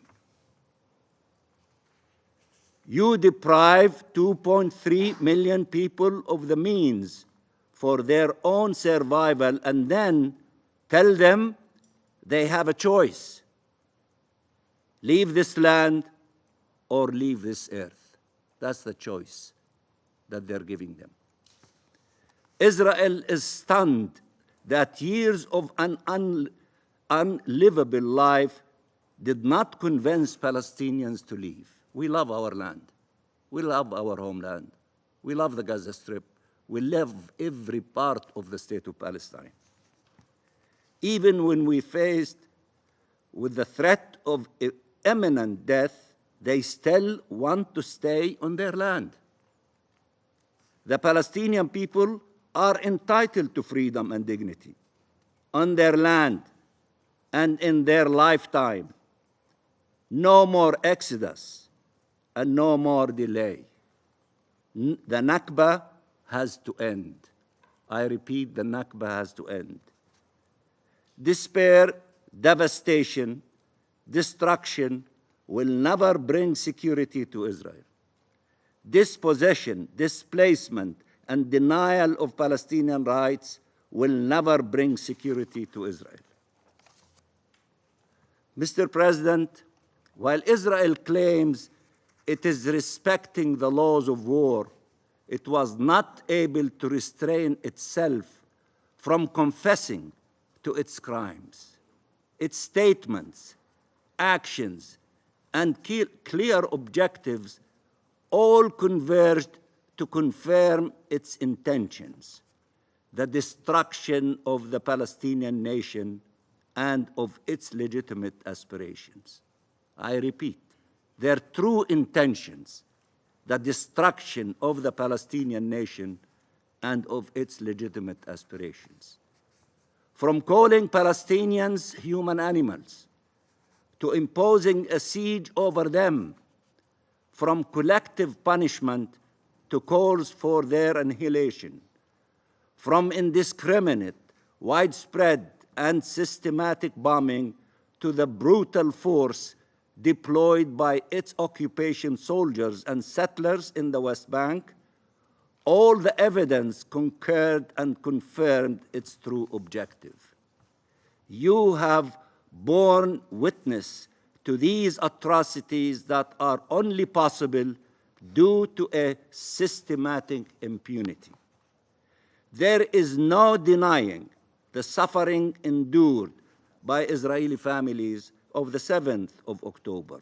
But Israel is not faced with an existential threat. Palestine is. Israel is not being destroyed. Palestine is. We are at the 22nd of November, and the bombs have not stopped for a single day. For now, 45 days. The assaults on the lives and dignity of our people in Gaza, in the West Bank, including East Jerusalem, everywhere in the occupied Palestine, have not stopped for a single minute. Every Palestinian family has experienced pain and loss to the core of their being and their souls. Only a few weeks ago, the Israeli Prime Minister addressed the world from the most important platform in the world, the podium of the General Assembly, and presented his vision for the new Middle East, wiping Palestine off the map. For all those outraged by the slogan, "From the river to the sea," this is the map that the Israeli Prime Minister raised here in the United Nations. This is the map from the podium of the General Assembly, erasing the nation of Palestine and the Palestinian people. Israel from the river to the sea. Israel from the river to the sea, by the Prime Minister of the State of Israel.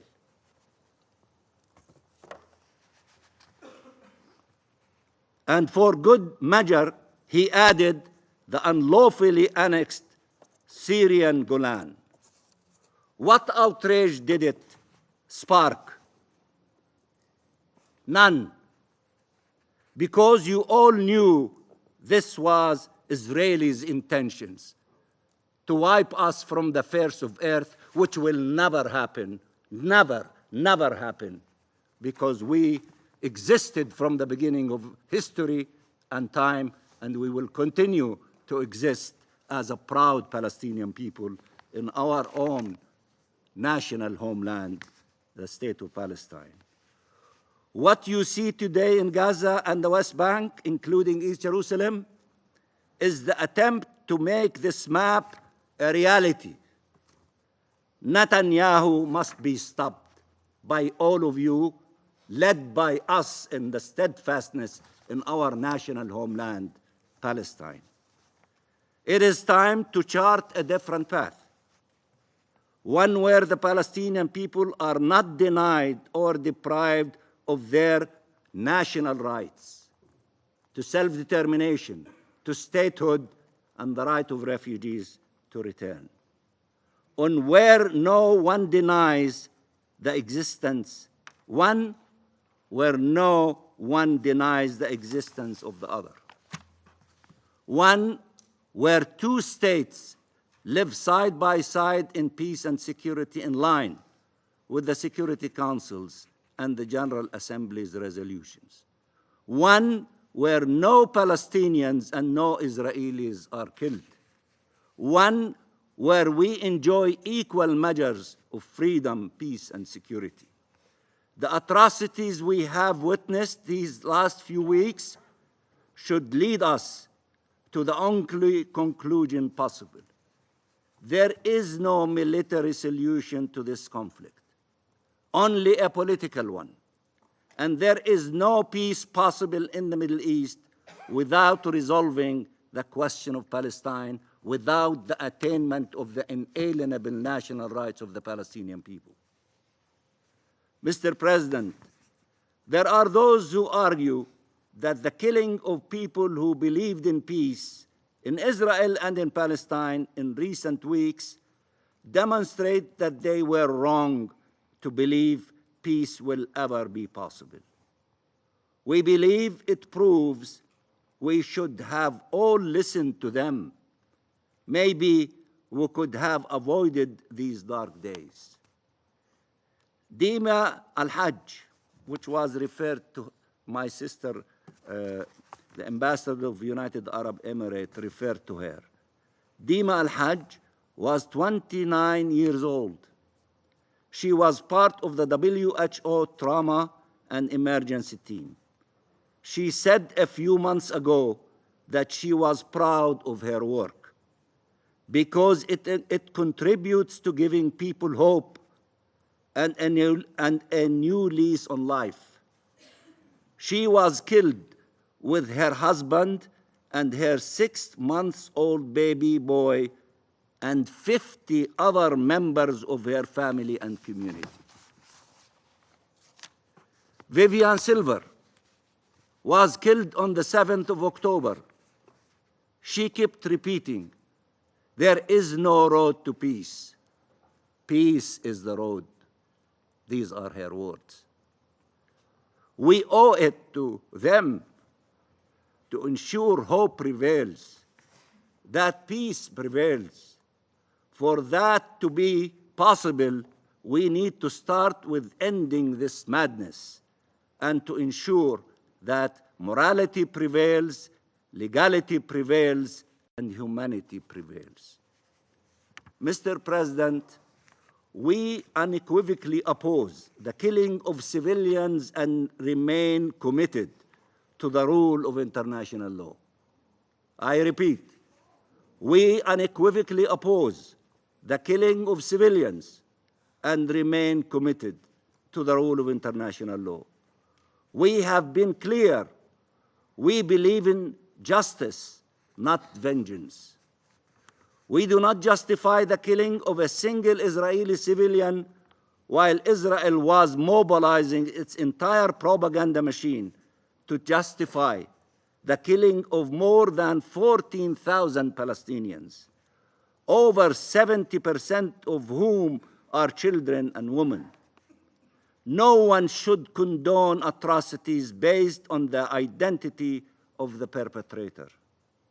Victims are the ones who deserve your solidarity, and that includes Palestinian victims, including those under the bombs and the siege, those arbitrarily detained, and all those suffering from occupation and racial discrimination, apartheid.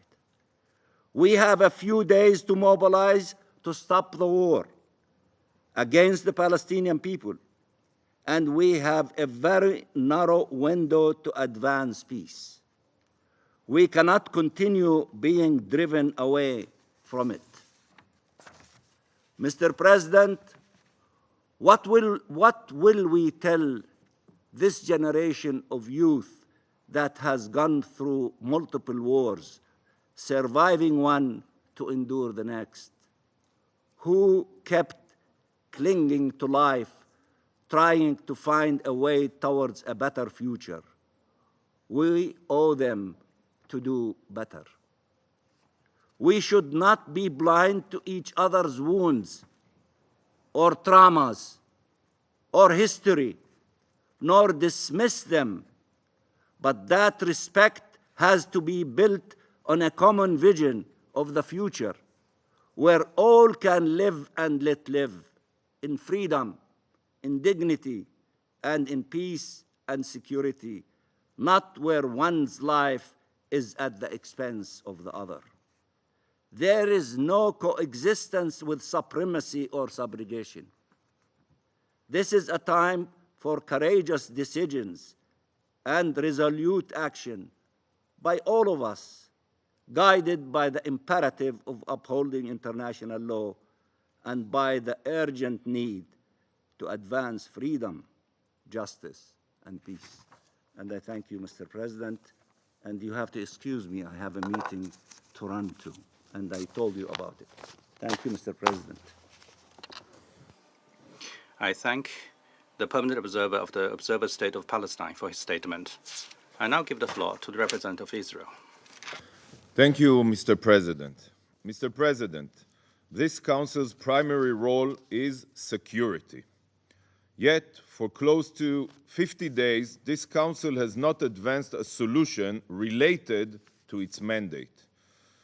We have heard here politicized condemnations, baseless suggestions, distorted calls for calm, an extensive outcry over the humanitarian situation of only one side. Yet, what we have not heard was a single real solution.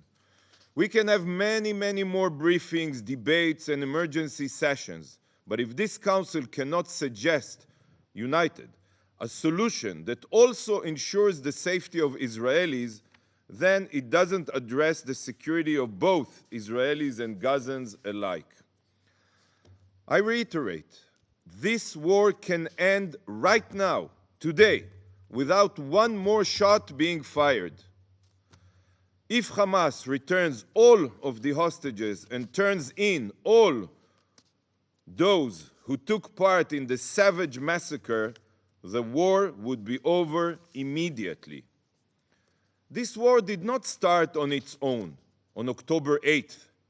It started on the 7th of October with a deliberate and planned massacre, the likes of which the Jewish people has not suffered since the Holocaust. And my suggestion to end it, worthy of discussion here, and any suggestion to end it, worthy of discussion here, is only one that will bring home all of our hostages and prevent such atrocities from happening again.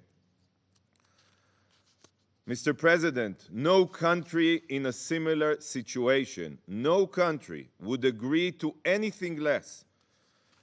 The hostage deal that was approved last night is clear proof that Israel is willing to take far-reaching steps. Try to comprehend what Israel has agreed to do last night. We are releasing terrorists who have been convicted of harming Israelis in return for women and children who were savagely abducted from their homes by these Hamas Nazis. This is the deal. But make no mistake, as soon as the pause ends, we will continue striving towards our goals with full force. We will not stop until we eliminate all of Hamas's terror capabilities and ensure that they can no longer rule Gaza and threaten both Israeli civilians and the women and children of Gaza. The Palestinian representative cannot tell you that he doesn't want also Hamas to rule Gaza. I hope the Council takes the days of this pause to advance a real solution that will help bring an end to this war, that will guarantee security rather than strengthen the terrorists committed to Israel's annihilation. This is the main concern. The time has come for this Council to tell the truth to the people of Gaza. I don't expect the Palestinian representative to tell them the truth, that Hamas is solely responsible for their situation, and that once Hamas is gone, the future can be brighter for everyone. Distinguished Council members, today's briefing focuses on women and children.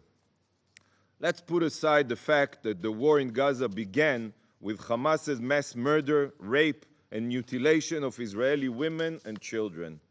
Let's put aside the fact that there are still Israeli women and children, including babies, being held hostage in Hamas terror tunnels. As you heard today, these are mere footnotes to our briefers and to the UN. But right now, I want to ask you one simple question. Where was the UN for the past 16 years? Where was UNICEF's outcry over Hamas's indoctrination of children to become martyrs? Where was your uproar of Hamas turning children's hospitals and schools into weapons caches? Where was UN Women's outrage at Hamas treating women like property and using them as human shields? Why is it that only now you have decided to talk about the women and children of Gaza?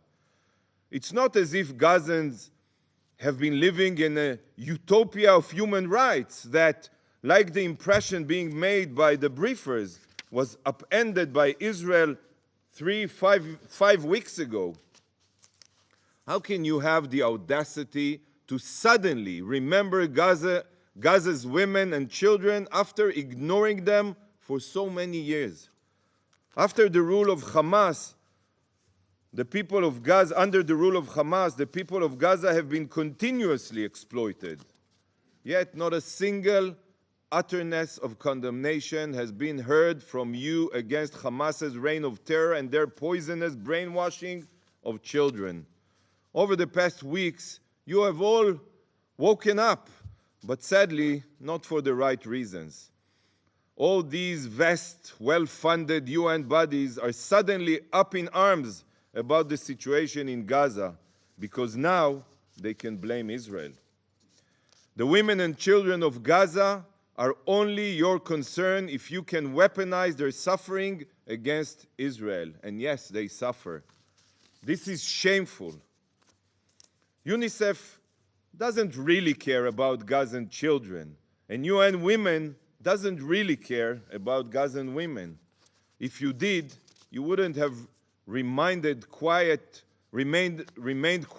for the past 16 years as Hamas ruled Gaza with an iron fist. Council members, look at this picture. This is Yahya Sinwar, the leader of Hamas. And the child he is holding is a victim of UNICEF's indifference.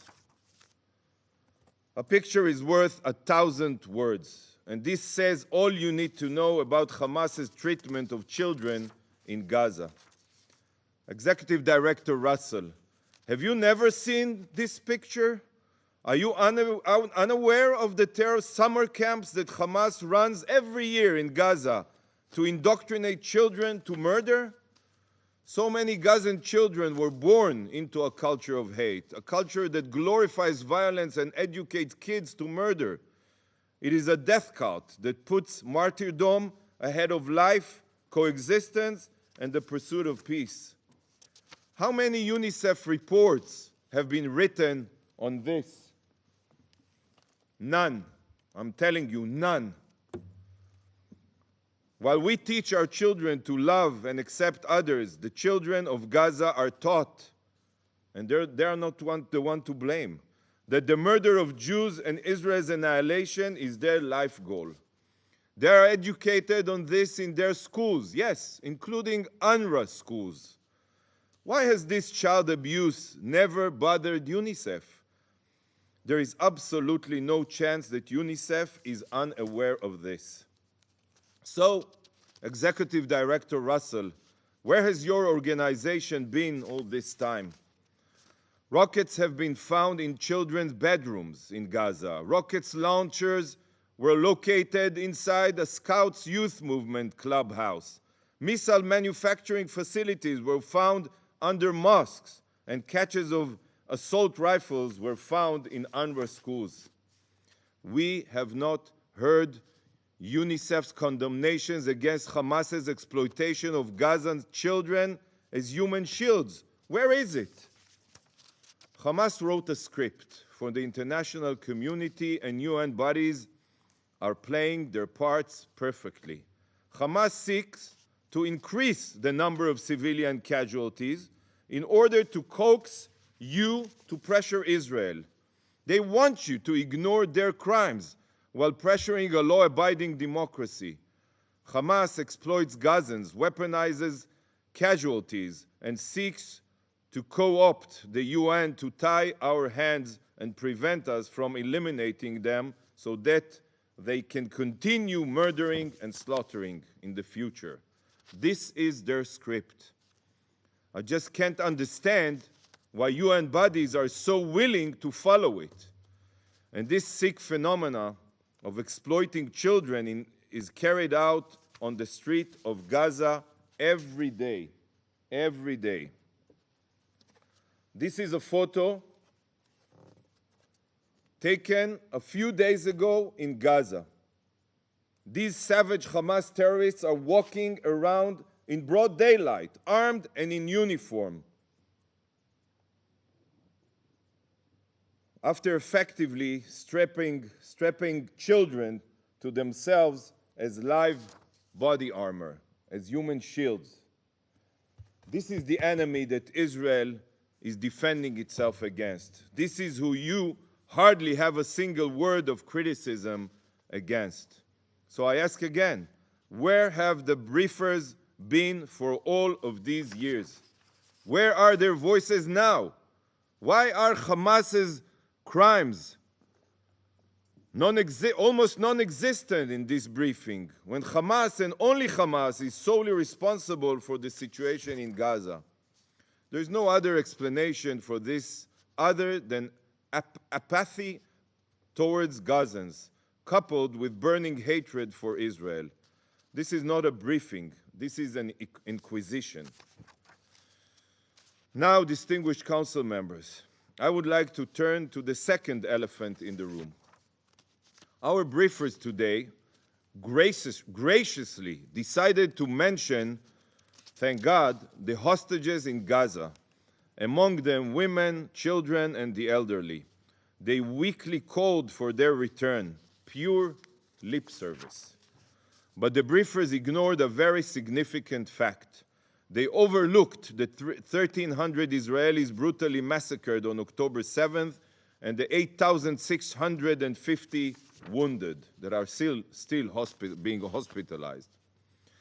In a briefing on women and children, our briefers intentionally, and I'll explain why I say it, intentionally refused to thoroughly brief you on the barbaric acts of torture, of sexual violence, of rape perpetrated by Hamas against Israeli women and girls. I say intentionally because I have sent 2 letters to Executive Director Barros, extensively detailing these appalling war crimes. Yet, not only did I receive no response, she also did not see it fit to detail these crimes here before the Council. So yes, this was an intentional act of omission. In a recent letter to Executive Director Barros, I not only included written testimonies, but also concrete visual evidence. Pictures of young naked Israeli women being paraded around Gaza as the crowds jeered and cheered.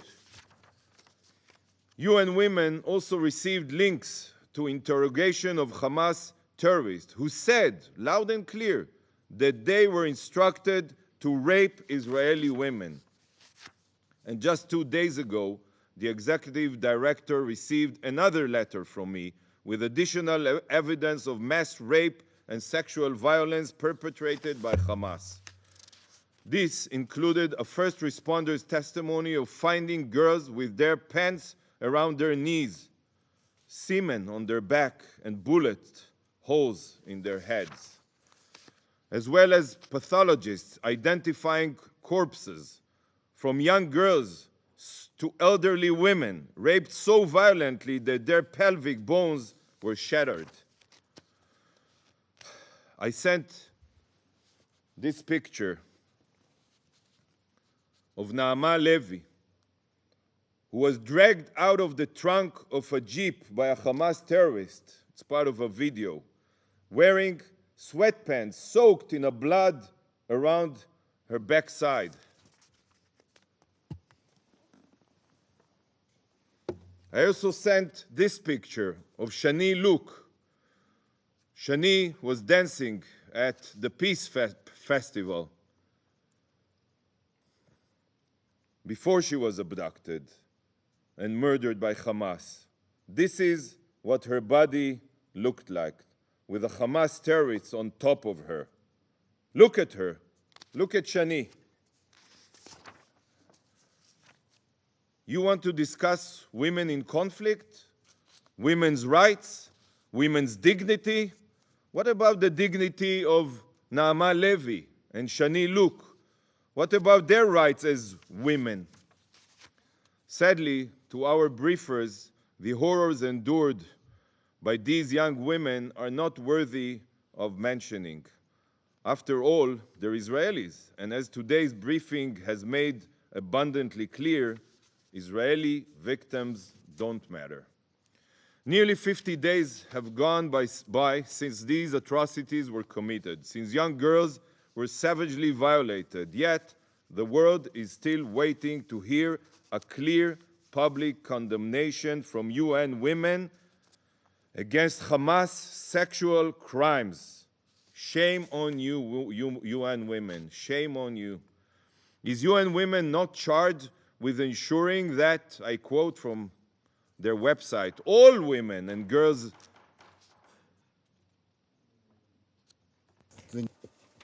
Distinguished representative of Israel, I'd like to kindly remind you that you could fully express your different opinions in your statement, but for the briefers invited to this meeting, please show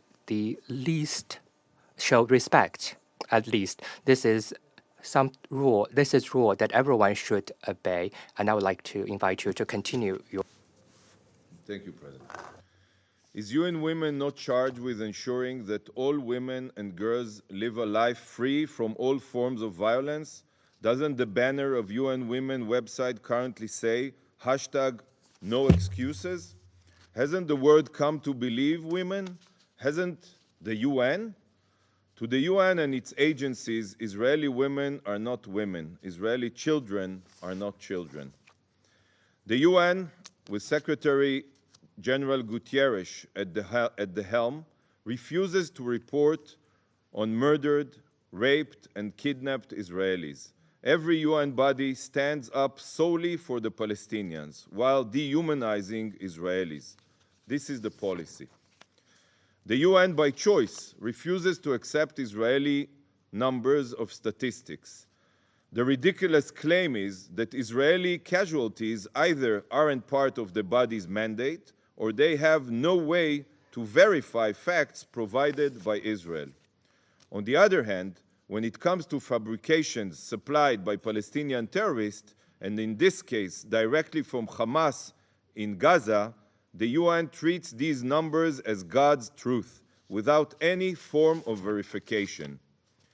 This is a conflict that started before the UN was even established. And throughout all of these years, the UN blindly accepts every claim and figure from one side only, without any verification mechanism, while ignoring or remaining indifferent to all Israeli data. And this is what ends up in your reports. This is what you are briefed with.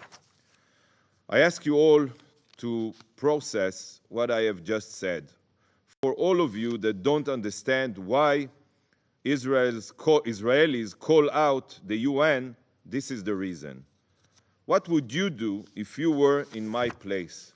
What would you do if your children were slaughtered and your girls were raped, but the UN and its vast spiderweb of agencies, bodies, and committees stood idly in silence? Take a moment to think about this. To the briefer tasked with protecting all women, girls, and children throughout the world, including presumably those who are Israeli and Jewish, I want again to look me in the eye and explain to me why you have been silent in the face of mass rape, acts of sexual violence, brutal torture, kidnapping, and murder. How is that your briefings are so one-sided when you all know that Israel does everything in its power to mitigate civilian casualties, while Hamas does everything in its power to murder civilians, both Gazans and Israelis? Don't answer me. Answer our mothers, our wives, our sisters, our daughters. Answer the Israeli public. Answer the Jewish people. At least have the courage to be honest and give us real answers. We are still waiting. Thank you, Mr. President.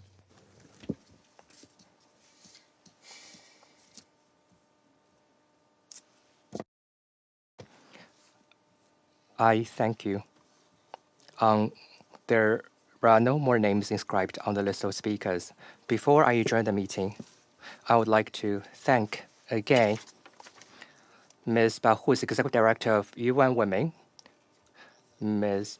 Russell, Executive Director of UNICEF, and Ms. Kanem, Executive Director of UNFPA, for their briefings to the meeting. The meeting is adjourned.